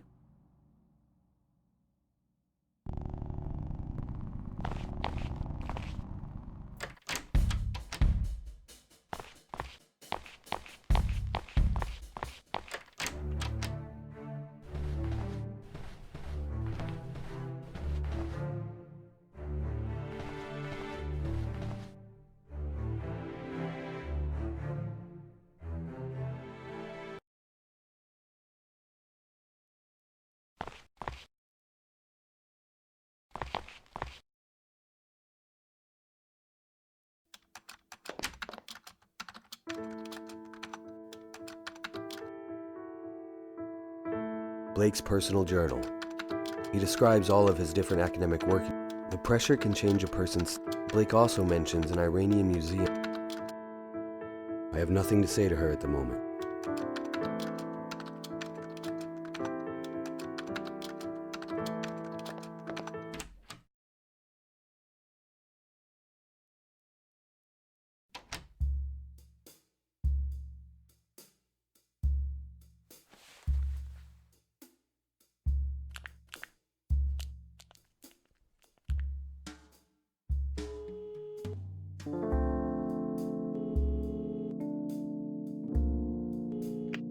Hello? Hi, I'm calling about the note you posted in the university. Oh, yeah. What do you need help with? I have a blood and skin sample I need processed. Would you be able to help? Yeah, no problem. It'll cost you between $50 and $100, depending on what kind of research we're talking about. That's fine. I'm not on campus right now. Can you meet me in the city library? Sure, no problem. Cool. See you soon. Goodbye. Some hard-earned US dollars. Not much, but enough for me.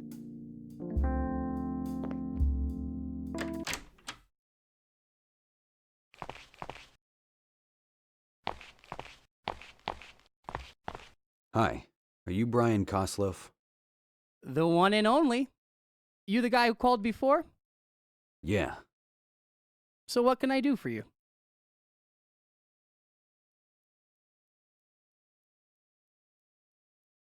I'd like some research done on these blood and skin samples.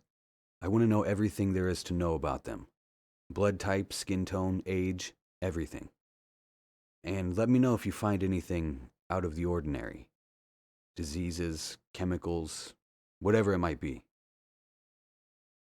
All right, I'll give it a shot. It'll cost you $100.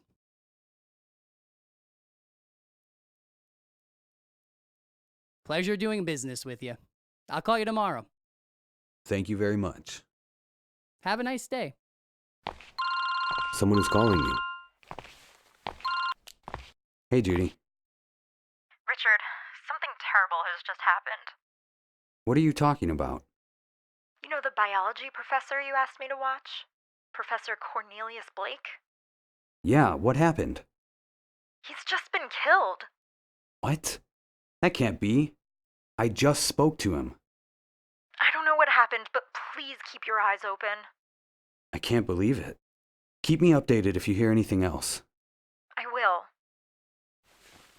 What's going on? What happened to Professor Blake? If they were onto him, they may be onto me as well. I should lay low for now. These people could be anywhere. I don't even know who they are. I'll go home and rest. This is getting intense.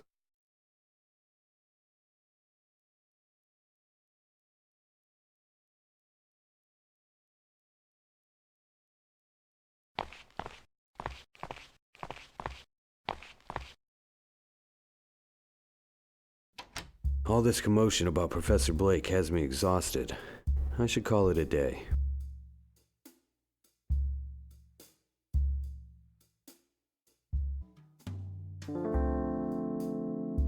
Good morning, honey. How are you? Bored. I hate this city. There's nothing to do. I don't know anyone. How can you live here? It's a city, Patricia. There are a million things you can do. When I finish my work, I'll take you out and show you all the great things the city has to offer.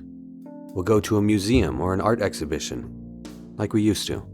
When you finish your work, you always have work. Mysterious secret work you won't tell anyone about. I'll tell you once it's all sorted out. Does this have something to do with Grandpa's death? What? How do you know that? I can just tell. You're kind of easy to read, you know that? Is there a problem with the inheritance? You should talk to Mom if you need money. I don't need money. It has nothing to do with that. It's something else related to your grandfather. I'll explain everything when the time comes. Wow, Gandalf with the cryptic messages. Whatever. Keep your secret. I don't care. I gotta go study for a test. God, I can't wait for winter break. Well, if you get good grades, I'll take you out somewhere nice for your break. I always get good grades. And I'm proud of you for that. Yeah, okay, bye. Someone is calling me. Brian? Hey, I did some research into those samples you gave me. If it's okay, can we meet again at the library? Perfect. I'll head over there in a few minutes. Great. I'm here now. See you soon.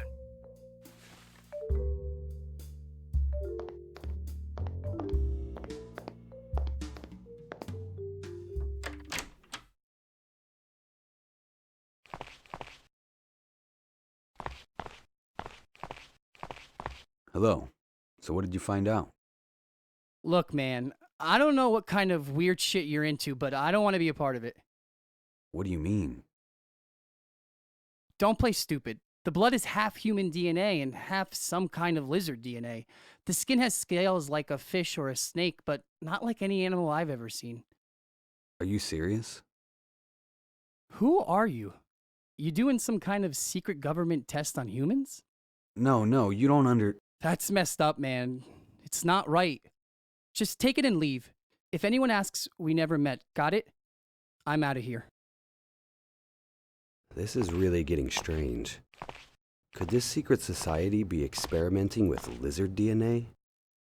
I'm not sure where to look next. Professor Blake mentioned a mysterious island in his journal, but he doesn't say where it is. That's the only clue I've got right now. I guess I have to book a flight to Iran to check that museum out.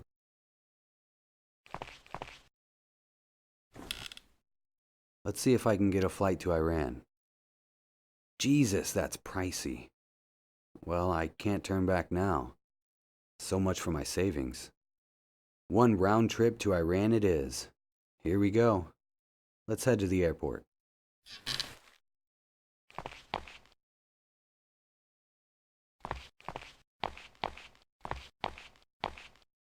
I better call Patricia.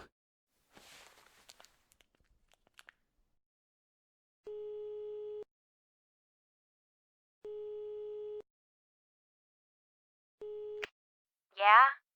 Patricia, listen to me. What is it, Dad? I need to go out of town for a few days. This is very important. Just say you're seeing your girlfriend. It's fine. No, listen to me. I'm serious. All right, calm down. What is it? It has to do with your grandfather's death. I'm sorry, I can't tell you more. Just be safe. Don't go anywhere by yourself. I'll be back as soon as I can. Dad, why won't you tell me what's going on? I'll explain later, I promise. Just be careful, okay?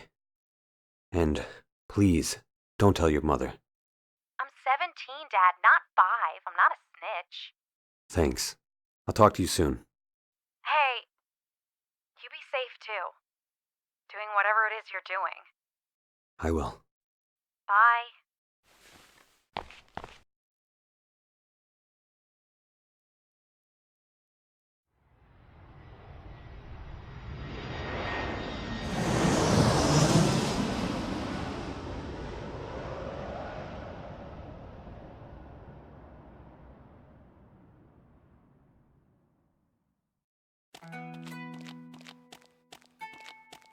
Damn, I'm lost. These streets are like a maze. I'd better ask around and find out where the museum is. Excuse me, kid. What? Hey. 100 reals, please.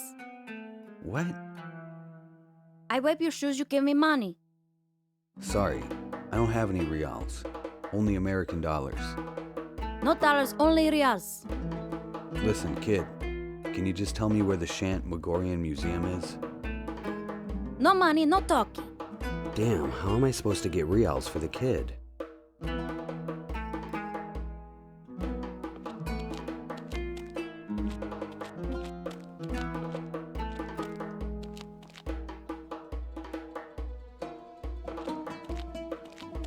Hello.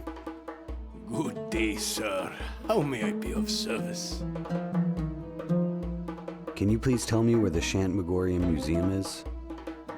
I'm sorry, sir. I'm not from this town. I only sell fruits and vegetables here in the market. I don't even know there was a museum.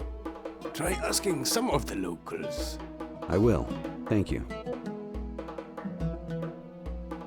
Sir, do you think you can change some US dollars into local reals for me? I can't find an exchange office. Perhaps, but first you need to help me. How? See that fat man with a skull on his face by the butcher's stand? Yeah? That man is a fraud, incohecha. He is trying to destroy my business so that he doesn't have any competition. But that doesn't make any sense. You sell different goods. Can't your customers shop at both stands? A normal person would think that, yes, but he only sees money. Any rile spent on my produce is a rile they could have spent on his meats. You see, meat is expensive in these parts. Many of my customers buy only fruits and vegetables because that is all they can afford. I see. But if he can keep people away from my stand, they'll spend what little they have at his. Just yesterday he was yelling all over the market that my vegetables are full of poisonous chemicals. What a lie! My vegetables are pure. They are grown from local farms. So what do you want from me? I need you to somehow tamper with his stand. Are you crazy? That's illegal. Believe me, it's for the greater good. Most sellers in the market would be thankful if you managed to get rid of that awful man. All right, I'll try. Thank you, sir. Thank you.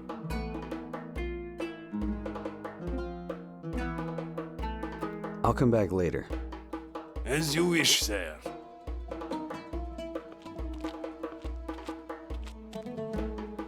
Excuse me, sir. Kursta de barch harid, bestren crash thereon. No thank you.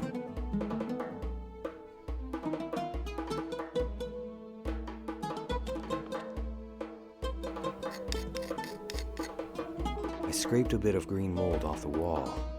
Oh, it smells horrible.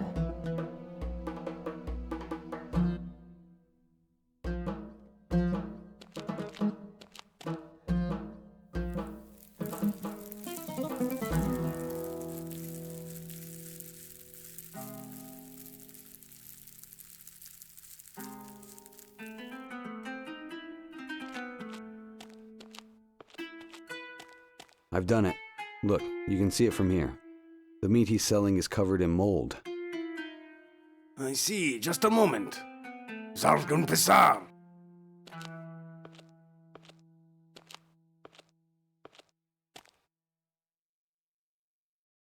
Nega konid, imarsh gushte fasid, mifrashad. G. Instata refatar haftat. Gomshad klinja, to hogvat kasti. Archerar.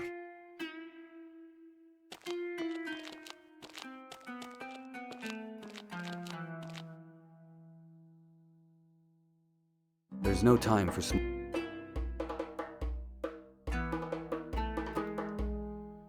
Okay, I did my part. Can you change my dollars into reals now? Of course, my friend, here you are. And here's an extra thanks. Take this cheese bar.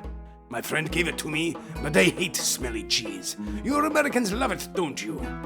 Yeah, I do actually. Thank you. Enjoy the rest of your visit. Hotavasha. This means God be with you. Thanks. Goodbye.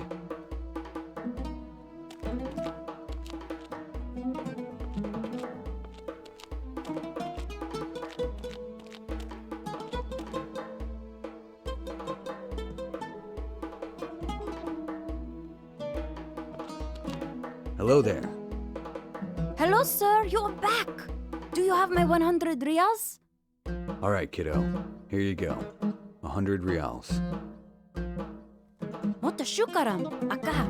Now, would you tell me where the Shantmagorian Museum is? You go down here, then right. At the end of the long street, turn left and right again. Thank you very much. Have a nice day.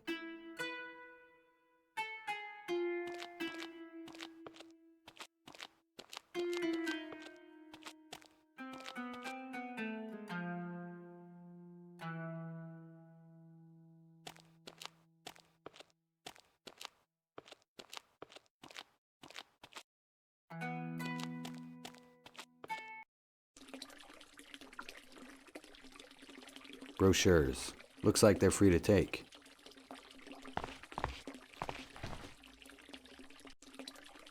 These brochures have a lot of information about ancient Sumer, including simple cuneiform translations. For example, the words big and snake make dragon, or mouth and water makes to drink. What a beautiful fountain. I always wanted to have one at home. The sound of a fountain is so relaxing.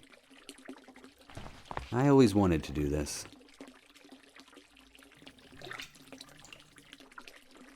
I just hope it doesn't bring me bad luck.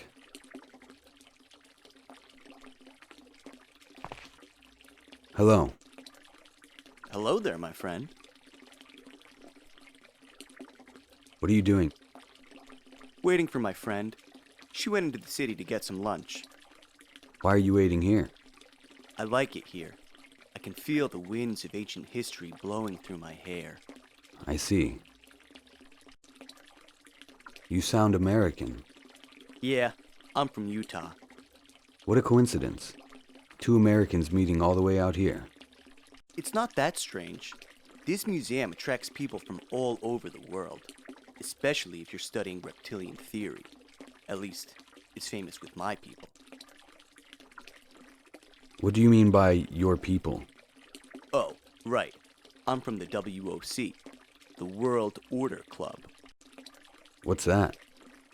It's exactly the opposite of what it sounds like. We don't want to conquer the world. We want to stop others from doing it. We try to solve, as you people call them, conspiracy theories, in order to bring peace and healing to the world. That's why I'm here. I'm researching the reptilians, and this museum is the only one in the world with information on them.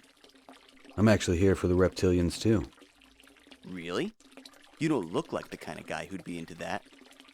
You're not one of those people trying to disprove their existence, are you? No, I'm here for personal reasons. Oh my God. Have you met one? Well, no, but What did it look like? What did it do to you? How did you... I never met one. Like I said, it's personal. This is a once-in-a-lifetime opportunity. You need to tell me everything. All I can say is they might have had something to do with my father's death. I'm so sorry to hear that. All right, man. I'll respect your privacy. I'm here because I'm hoping to bring home enough evidence to prove that they exist. I even bought a brand new camera just for this trip. Too bad you can't use it in the museum.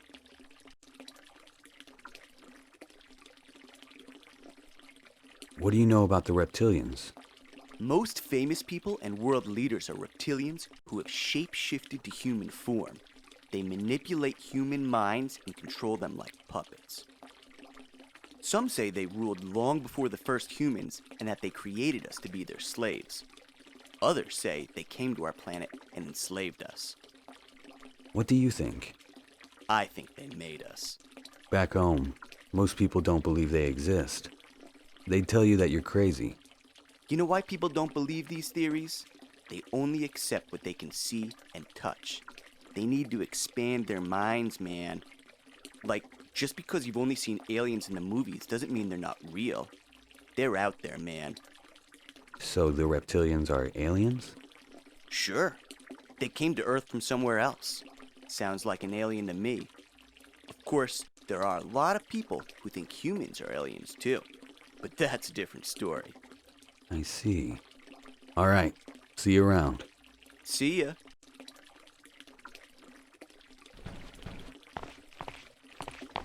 Good afternoon.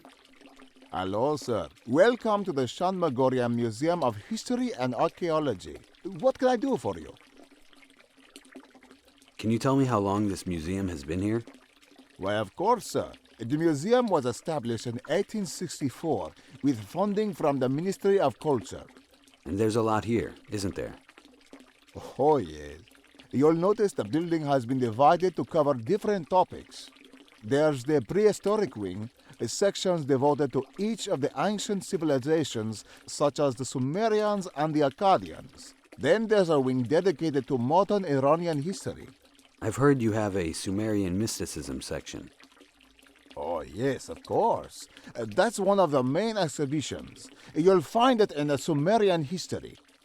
Legend has it that supernatural entities ruled the world from the beginning of human history, and that the Sumerians praised them as gods. That's just a myth, of course. Though, for whatever reason, it's caught on with quite a few conspiracy theories. Interesting. Well, thank you very much. Goodbye. Have a nice day.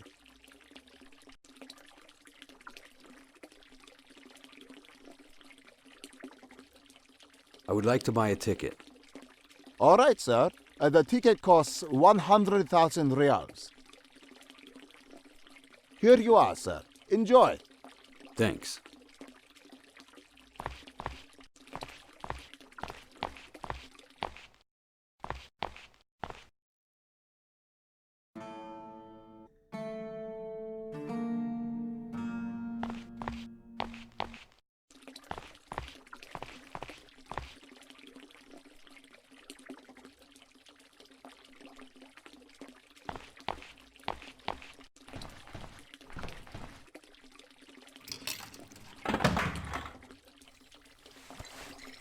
I bought a bottle of fresh water. The only thing I could afford with that Iranian coin.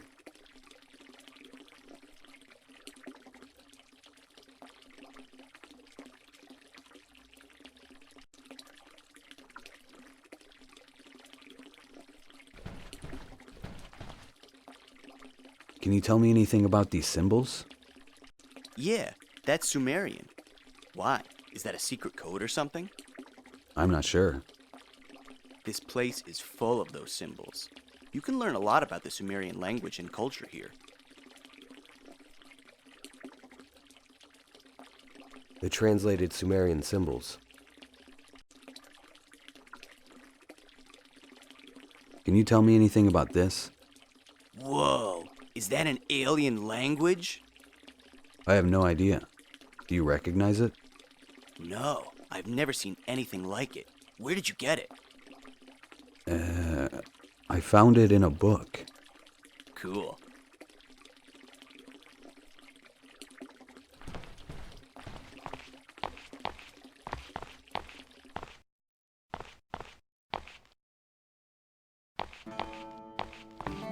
That's Lamassu, a Babylonian deity.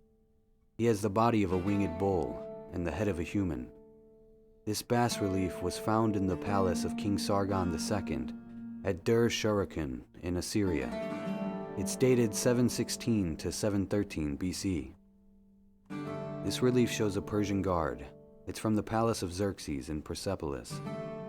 It's dated 486 to 464 BC. A scene from the Gilgamesh epic. It tells the story of Gilgamesh, a king of Uruk, who seeks immortality. In the end, he has to accept that eternal life is only for the gods. This stone relief originates from Babylon around 1800 to 1700 BC. An artistic soul in human flesh. That's me, all right. This must be the draconium Blake wrote about. I have to get it, somehow. If Blake mentions it in his journal, it must be very important. And it may be helpful for my case, too. It's an alarm box with a keypad. Look at these Sumerian cuneiforms. They're very similar to the symbols I found in that old shack. These tablets belong to the famous Hamed al-Omari collection. They're from 2040 BC. The translation reads, "The great gods will return. At first the humans will laugh at them. Then they will fight them. But in the end, they will worship them." Interesting. Huh, look at that. It looks like a little mouse hole.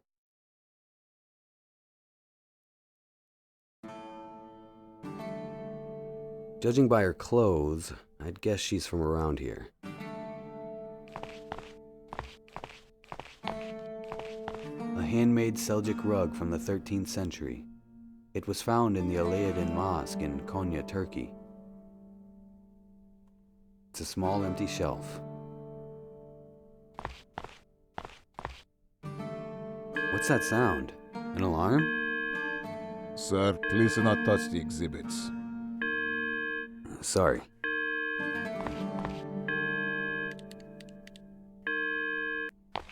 There's an alarm box on the wall. I have to get the code and disarm it.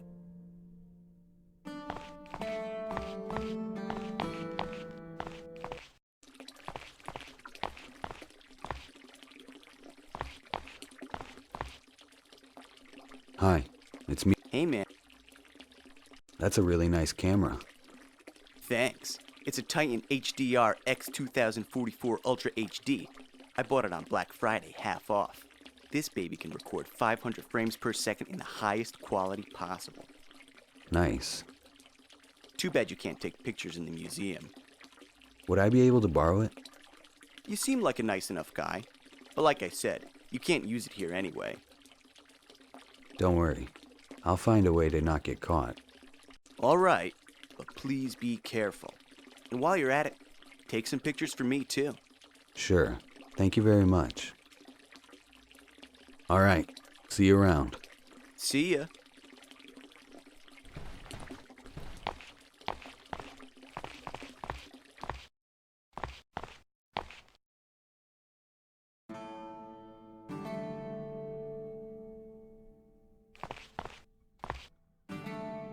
Hey, don't put that...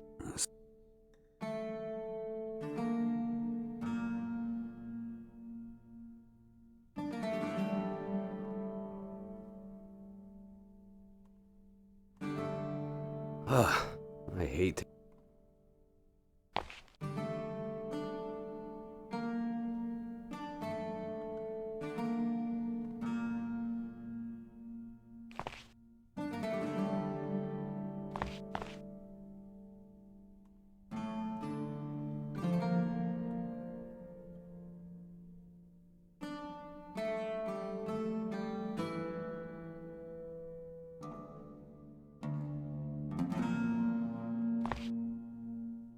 Sir, please do not touch the exhibits.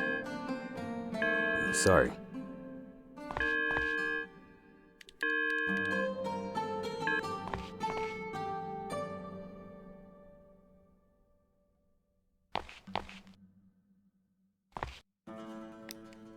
Okay, it's recording right now.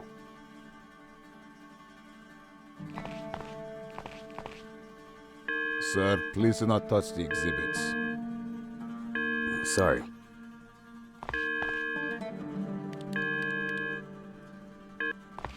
I hope the camera recorded the guard's hand typing in the code.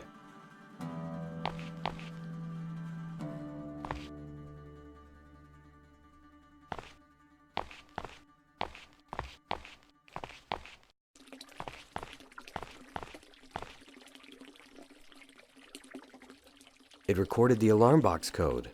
It's 6556.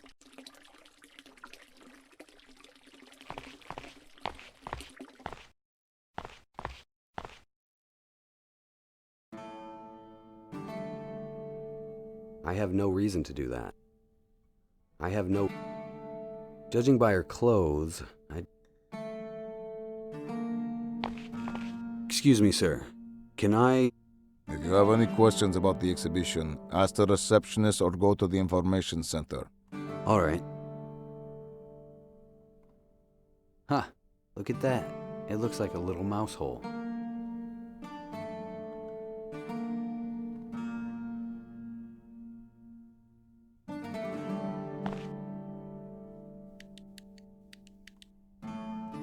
Right. The alarm should be disabled now.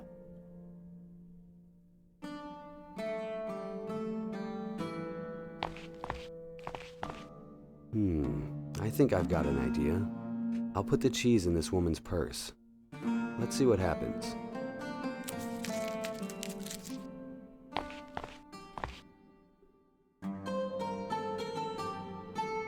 Kodia! Jacmouche! Jacmouche! Azizaman, Chishad, Komak, Komak.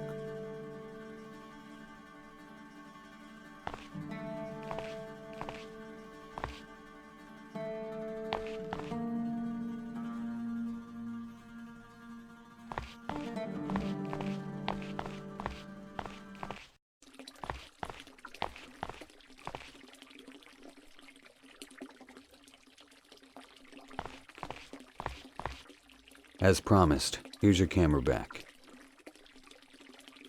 I hope you didn't break it, man. Absolutely not. Take a look. I'll check it out. Looks good to me. I don't know where to go.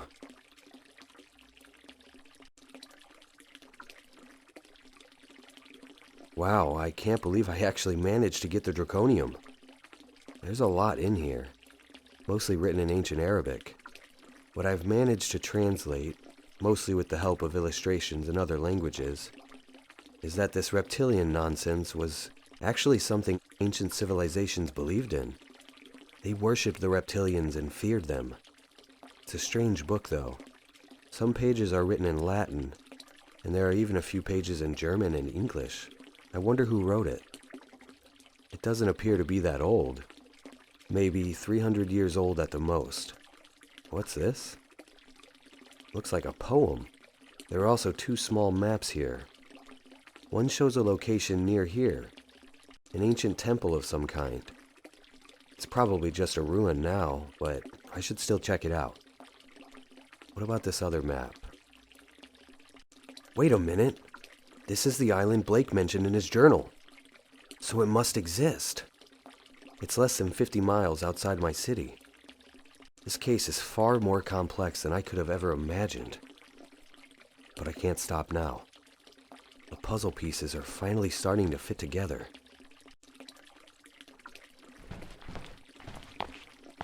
Alright, I should check out the ruins nearby which are mentioned in the ancient book. Maybe I'll find something there. This place is breathtaking. You can feel the history in the air. I can only imagine what it looked like when this mighty civilization was at its peak.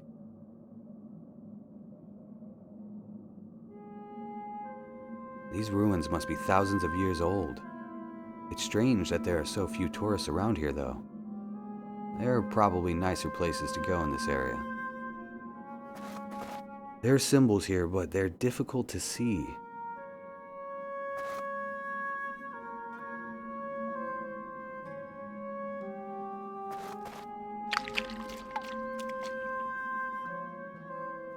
Look at that. I've uncovered some ancient symbols.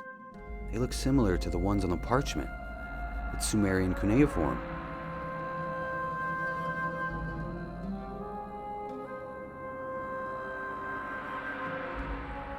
They translated Sumerian symbols.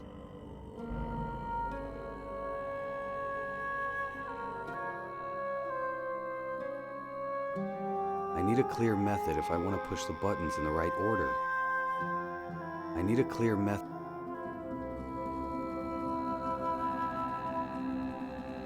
This is interesting. I recognize the symbols on the buttons. They're also on the parchment, but what's the right order to press them? I need a clear method if I want to push the... Wow, I can't believe I actually managed to get the draconium. There's a lot in here, mostly written in ancient Arabic, ancient civilizations believed in. Yes, now I should be able to push the buttons in the right order.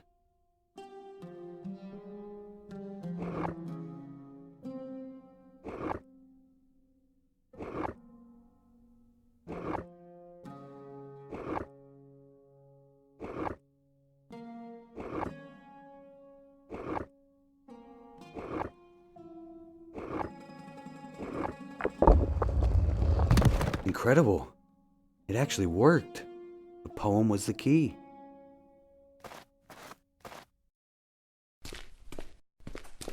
What is this place? Oh, I bet no one has been in here for centuries. The The stench of mold is overwhelming.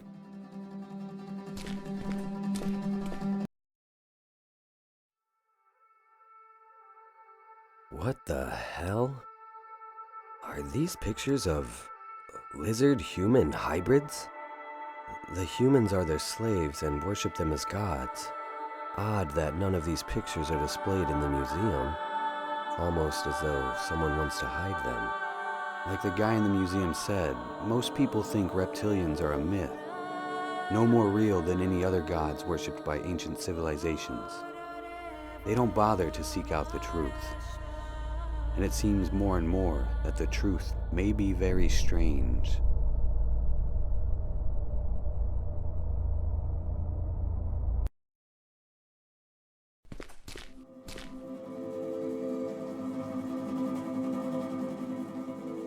There's a poem written on here. The demons dwell in temples of darkness. Cut the dragon with the dagger in his hand. Drink his blood from the goblet to transform. What does it mean?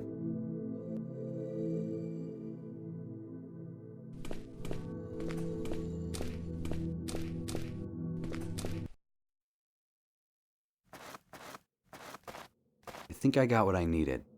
I should head back to the airport and see if I can get a flight home.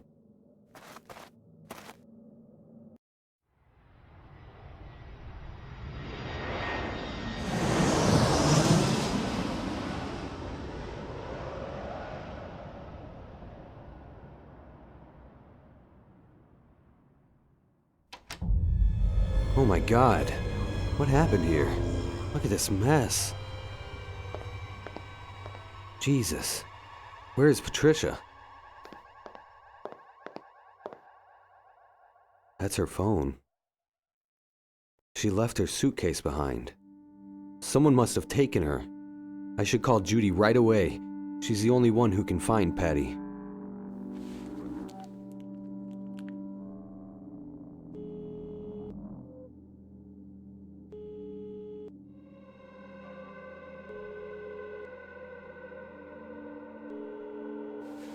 Damn it! She didn't answer. That's strange. Maybe something happened to her as well. Oh God. It's written in blood. We see you? Who are you? What do you want? Okay, Richard. Focus. You managed to get this far. You must be getting close.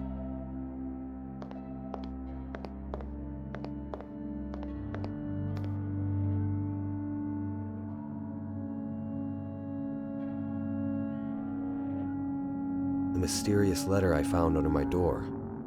I'll open it. It says, I have the answers you seek. Let me help you. Meet me in the alleyway on Royal Street. Please hurry. Your friend.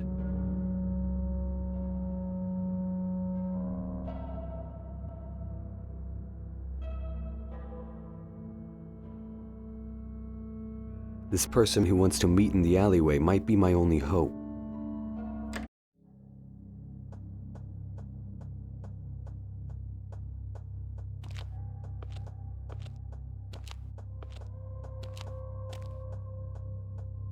Hey. Shh. Are you... The man who sent you the letter. And you are Richard. How do you know who I am? Where's my daughter? What happened to Judy? I can't say too much. All I can tell you is where you need to go. Who are you? That doesn't matter. All you need to know is that you and I are in the same situation. What do you mean? They did the same thing to my family. So, they exist. This is all real. It isn't just a nightmare. It is more real than you could have ever imagined. What happened to your family? They kidnapped my son many years ago. I haven't stopped looking for him, and I haven't lost faith. I will find him one day. I'm so sorry. Why did they take him? They wanted to punish me. I was once a very influential man. Should I know you? I didn't have that kind of influence. No one knew who I was. I had something greater. An ability. I was powerful. Powerful enough to make them afraid. They saw what I was doing, and they cut me off from my abilities. But who are you? What were you doing? I dabbled in, let's say, illegal business, but not anymore. I don't understand. Why are you helping me? I won't lie, Richard. My reason is simple and selfish. You are my last hope for finding my son. I don't know anything about your son. But you're getting close to finding the monsters who took him. Closer than I ever got. I've been stuck in a dead end for a long time now. And yet you claim you can help me? I know something very important. I believe you've heard of the island. I have. It exists? Yes, I know where it is and how to get there. You must go there to save your daughter. Have you been there? Is that where your son is? I have seen this island but never set foot on it. My son is there, though. I can feel it. Why haven't you gone to the island yourself? There was a time when I could have, but not anymore. It would be suicide without my abilities. So why would I go there? You're different. Your mind is more powerful than you know. Save your daughter while you can, and save my son. Please. How do you know my daughter is there? Don't you get it, Richard? They want you. They are using your daughter as bait. What? Why? Open your eyes. Have you ever wondered why you're still alive? Why is it they can get away with killing powerful, well-protected politicians, but they can't kill one simple man? A man just trying to prove they exist? Honestly, I don't know. They chose not to. They know that you know. They know that you are not a simple man. You are something else. They do not kill for fun or for sport. They only kill those who won't do their bidding. Like my father? He actually spoke to them? Of course. They offered him his life in exchange for his servitude. He refused their offer, and they killed him. He was a brave man, even at the end. I can't believe this. You must go, save your child, and bring mine back to me. But it's a trap. You said so yourself. Not if you are ready for them. There is no other way to save Patricia. What about Judy? I haven't been able to get a hold of her. Is she there too? I'm sorry. I don't know anything about your friend. Here, take this key. It's for my boat in the city docks. The first boat on the left side of the landing stage. You have the map. Sail to the island and you will find their headquarters. From there, you are on your own. You will be watched from the moment you step on the island. Be careful. Be vigilant. You will find your daughter there, and perhaps your friend as well. Thank you very much for your help. Have you ever heard of a condition called Metaphobia? Have I? Do you think you're the only person who knew what Professor Blake was up to? You know him? Of course. Professor Blake provided me crucial information about the reptilians. He was one of a select few who studied them. Remember, I have been searching for answers for a long time. Well, I can't say Blake wanted to help me. I asked him to translate a strange parchment I found, and that was practically the last I ever heard of him. And then he died. That was no coincidence. How do you know about his death? I've been watching Professor Blake, and I've been watching you. Then you know I had nothing to do with Blake's death. Yes, I know. He was on the brink of revealing his metaphobia theory to the world. The parchment you gave him was the final piece of the puzzle. They had no time to craft a cover story for his death. It had to be quick. The cold-blooded monsters just blew his brains out. How do you know all of this? I have my ways. There's one other thing I don't understand. Why is it that you and I don't suffer from metaphobia? Why haven't they contacted us telepathically yet? It's not that simple. Not everyone's mind is susceptible to telepathic waves. According to Blake's notes, only 70% of the population can be reached this way. The other 30%, like you and I, have an inherent mental defense against their powers. Blake called it varying telepathy wave frequency. It's a hereditary ability passed down through your genes. We are special, Richard. You and I. We can resist them. All right, I'm leaving for the island. Hurry, there is no time to waste. I hope you find your daughter. Good luck, my friend. Thank you for everything.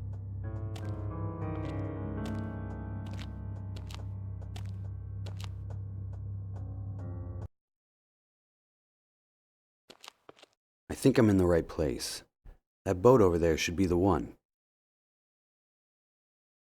I need to get past those teenagers first. Excuse me. I'd like to get to my boat. Oh, check out this guy, boys. Mr. Big Shot needs to get to his boat. He looks like a rich Wall Street rat to me. You said it, Sniffy. I bet he's got a fat wallet. Great. Wannabe street thugs. Just what I needed. Watch your mouth, ratty. Please, I just need to get by. I don't have anything of value on me. Nothing you want. Hey, asshole, who said we want to rob you? Yeah, that hurts my feelings, man. I'm not who you think I am. I'm an artist. I'm just trying to get to the... Shut up. Will you let me pass? No way, ratty. You offended us. Yeah, and now you have to make it up to us. I told you, I don't have any money. We ain't looking for money. Yeah, we want the juice. Know what I'm saying? I really don't. Something to ease our minds. Something to help us forget what you said to us. Like drugs? Yeah, like drugs, moron. Now beat it, ratty.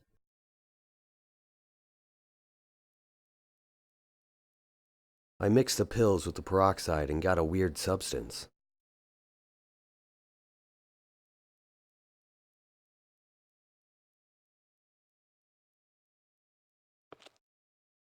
Here, try some of this. It'll expand your mind. Yeah, I'll be the judge of that. Give me that shit.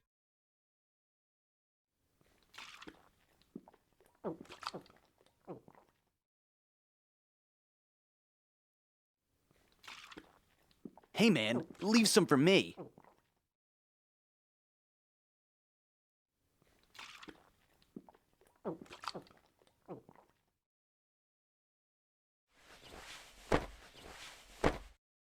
They'll have a hell of a hangover in the morning.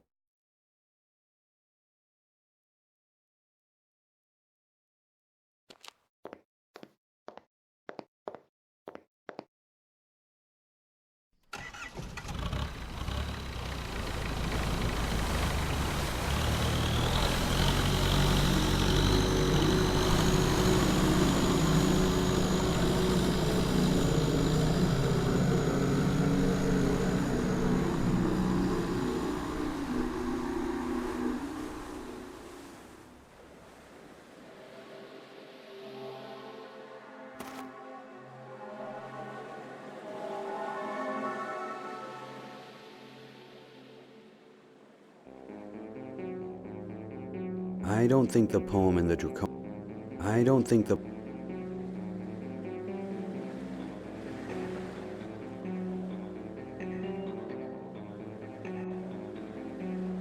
Yes. Now I should be able to push the buttons in the right order.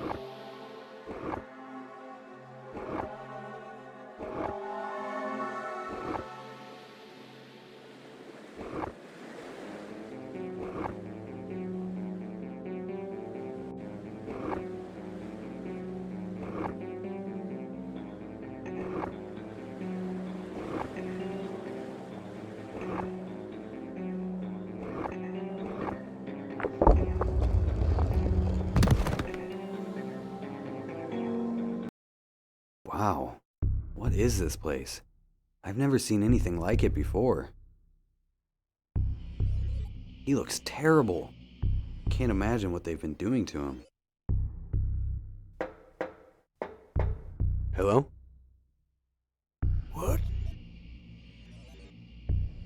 Oh my God. Who are you? Are you all right? Please, leave me alone. I can't take any more. Don't worry. I'm not here to hurt you. No! Another disguise. Another face. Why do you do this to me? You already know everything. Why do you keep me here? Just kill me now. Put me out of my misery. Or let me be.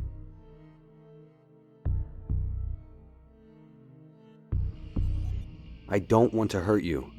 I'm looking for my daughter and my friend. Nothing but another trick. You can't fool me. If I were one of them, I would just take you away. Why would I bother talking to you? Maybe you can help me. But how did you find this place? How did you get in? It wasn't easy, but I managed. Who are you? My name? Oh, what difference does my name make? Call me whatever you like. I have no name anymore. Shut up! I beg your pardon? They won't stop talking. I don't know how to make them stop. There's no one else here. Oh, I can hear them. I don't hear anything. Of course you don't. Shut up already! I can't even hear my own thoughts anymore. Do you hear someone in your head? No, they're all around us. I'm the only one here. Let's start over. My name is Richard Elmstadt. Who are you? Elmstadt? Are you? Son of Carl Elmstadt? Yes.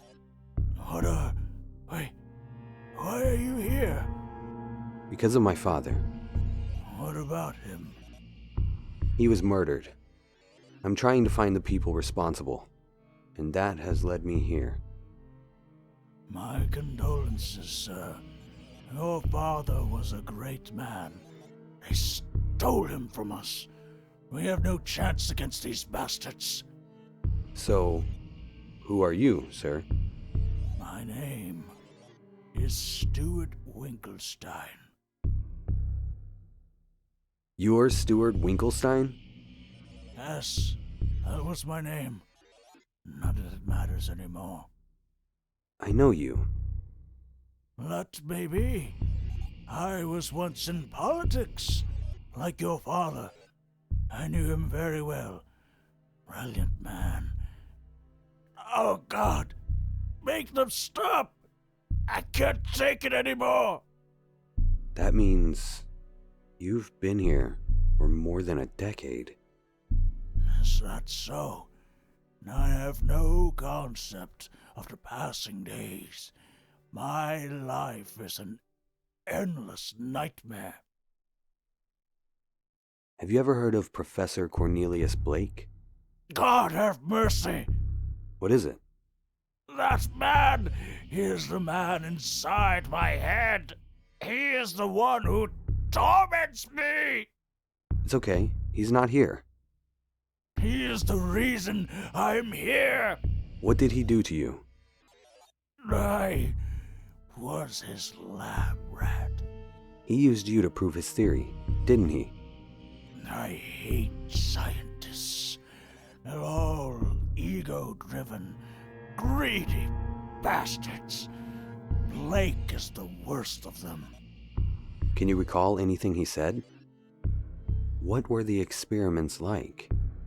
I have no idea. I lost my mind long before I met him, though I do remember the machine he used to get in my head. It hurt like nothing I'd ever felt before. I heard voices, screaming. I thought I was in hell itself. I saw green men. Oh, they weren't men. They were monsters. They slaughtered everyone in their path. They meant to exterminate us. I drifted in and out of these visions. I can't tell you what was real and what was not. I can still hear the voices. I can still hear the screaming. A few weeks after I met Blake, these monsters took me away. I knew it had something to do with him. Professor Blake is dead now. Good. I hope he rots in hell. I had no idea he was this cruel. What is this place? It looks like a spaceship, but I have no idea where we are. I assumed long ago aliens had abducted me. When I was a child, I dreamt of meeting intelligent life outside our planet. What cruel, terrible creatures they are. They barely care about me now, though. I expected them to run all sorts of tests and experiments on me, but they never did. They still visit me occasionally and ask me questions, always disguised with a new face.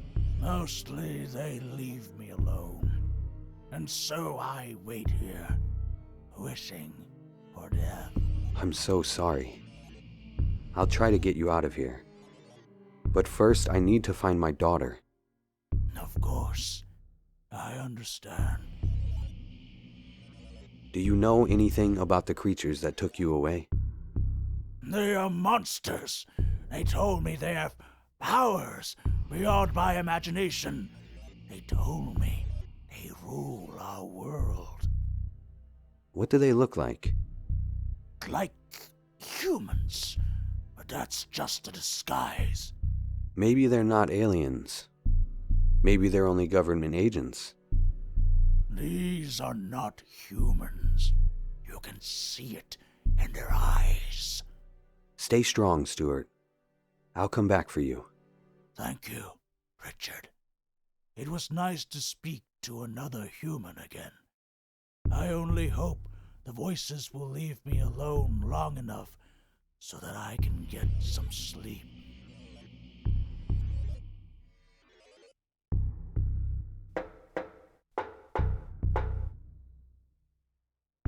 It won't budge.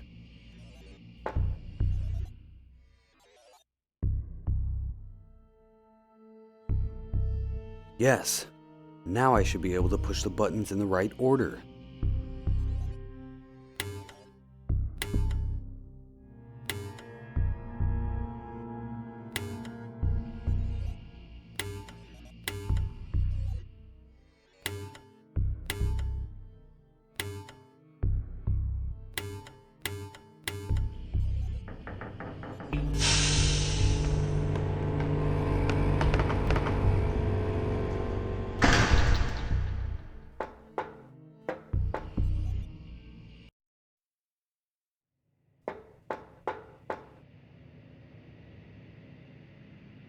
Hello, Richard.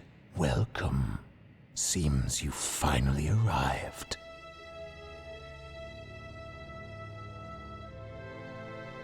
What have you done to my daughter and my friend? They remain in the city. Their memories will be modified. What does that mean? You better not touch them, you bastard! You still don't understand why you're here, do you, Richard? You seem to think this is some sort of government conspiracy. And now that you've solved the case, now that you know the truth, you think you can stop us? Your mind is different from the other worms. But to me, you're still just a worm. You are one of millions we must squash. You are not special. You're not the first. You have not won. You humans are so self-absorbed. You can only see what's in front of you. Your life is a mere coincidence of biology, time, and space. And you think that entitles you to something. Your life is nothing. You think I care about your life, or the lives of your friends, or the life of your child? You are nothing more than a tool, and we shall use you as such. We will feast on your flesh if we please. We are your gods! Why did you kill Blake? He was on the verge of exposing our existence. We couldn't let that happen. There are thousands of people trying to prove you exist. Why him? True. Your society dismisses those people as lunatics obsessed with horror stories. Conspiracy theorists, you call them. Blake was different. He had a scientific explanation. He was about to show the world how we communicate on telepathic frequencies. You're talking about his metaphobia theory. Precisely. He'd even built a prototype mind reader. He was a brilliant and talented man. And that's dangerous to you. Of course it is. Anything that interferes with our plans is dangerous. This may be too complex for you to understand, but the world exists in a delicate balance. Anything that threatens to throw off that balance must be stopped. You disgust me. Why haven't you killed me yet? Am I not dangerous to you? We take no pleasure in killing. Is that how you think of us? As cold-blooded murderers? Killing a human is not so simple. There's much that goes into it. We must be careful to remain hidden. We mustn't draw attention to ourselves. There are other ways to deal with worms than killing them. As a matter of fact, we always prefer preservation to extermination. What are you talking about? I must admit your courage is admirable. I'm not afraid of you.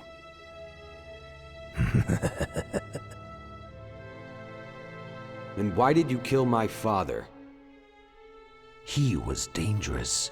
You are not. He only wanted to help the people of this city.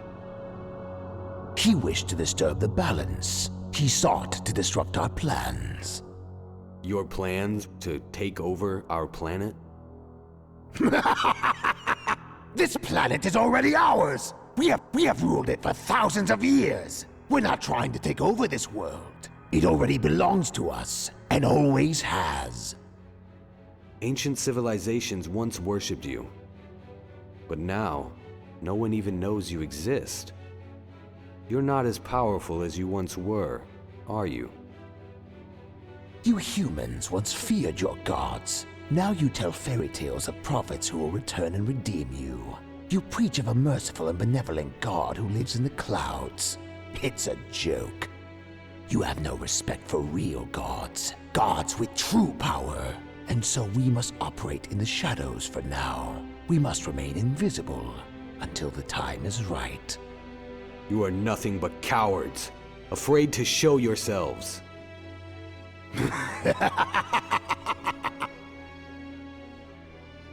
Who are you? Where did you come from?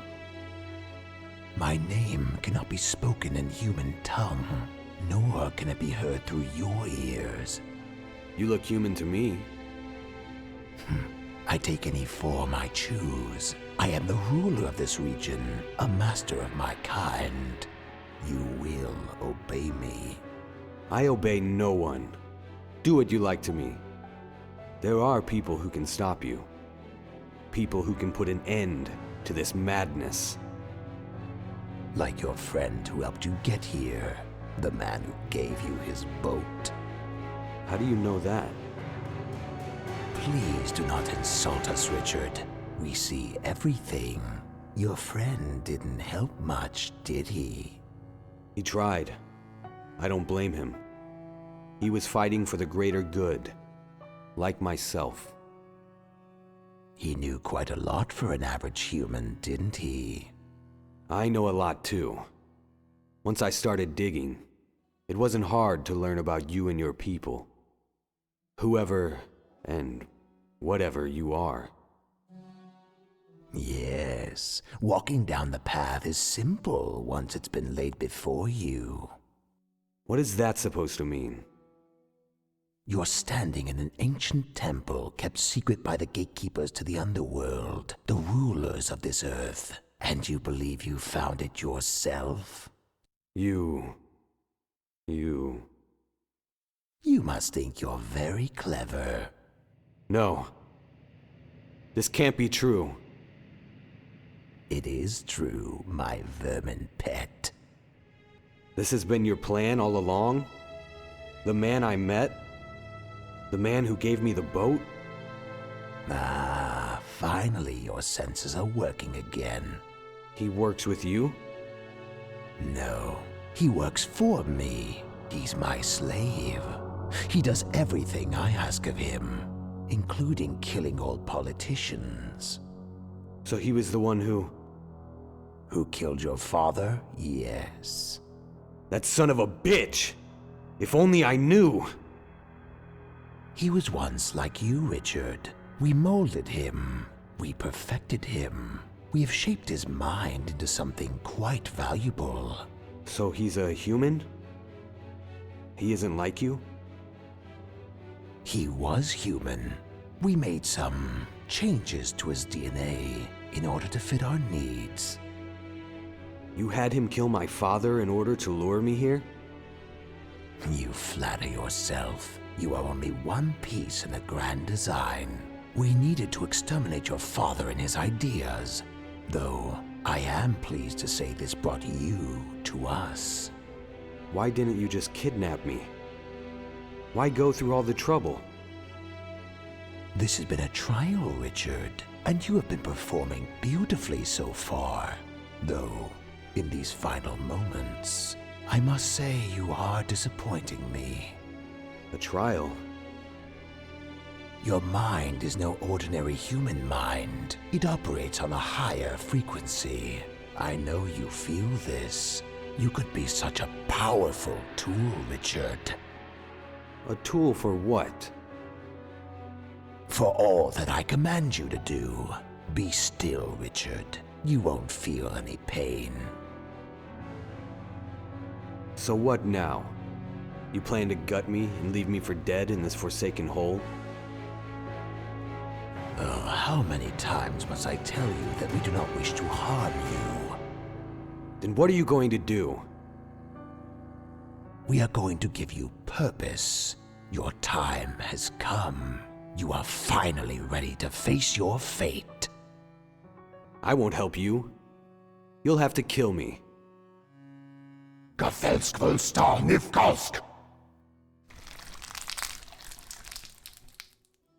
Good Lord! What are you? Now, worm, you shall finish what your father refused to complete.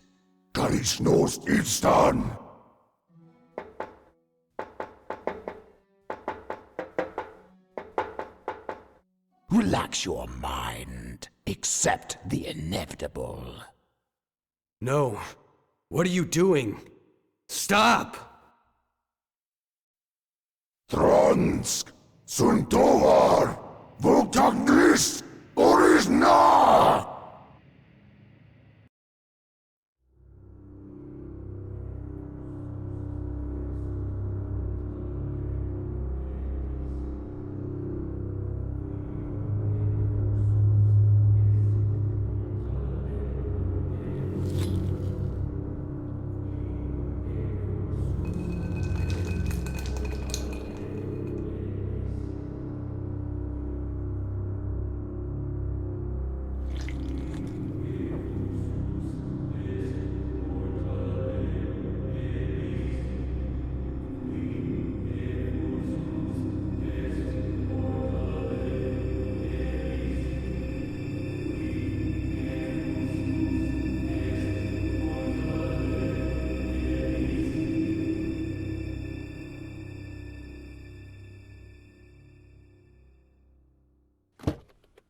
The moment has finally arrived. My moment.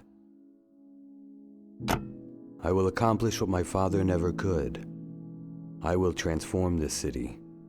I will transform the world. Only a fool would refuse the power I have been offered. The world is ruled by chaos and anarchy. It needs order. Only a few truly understand this.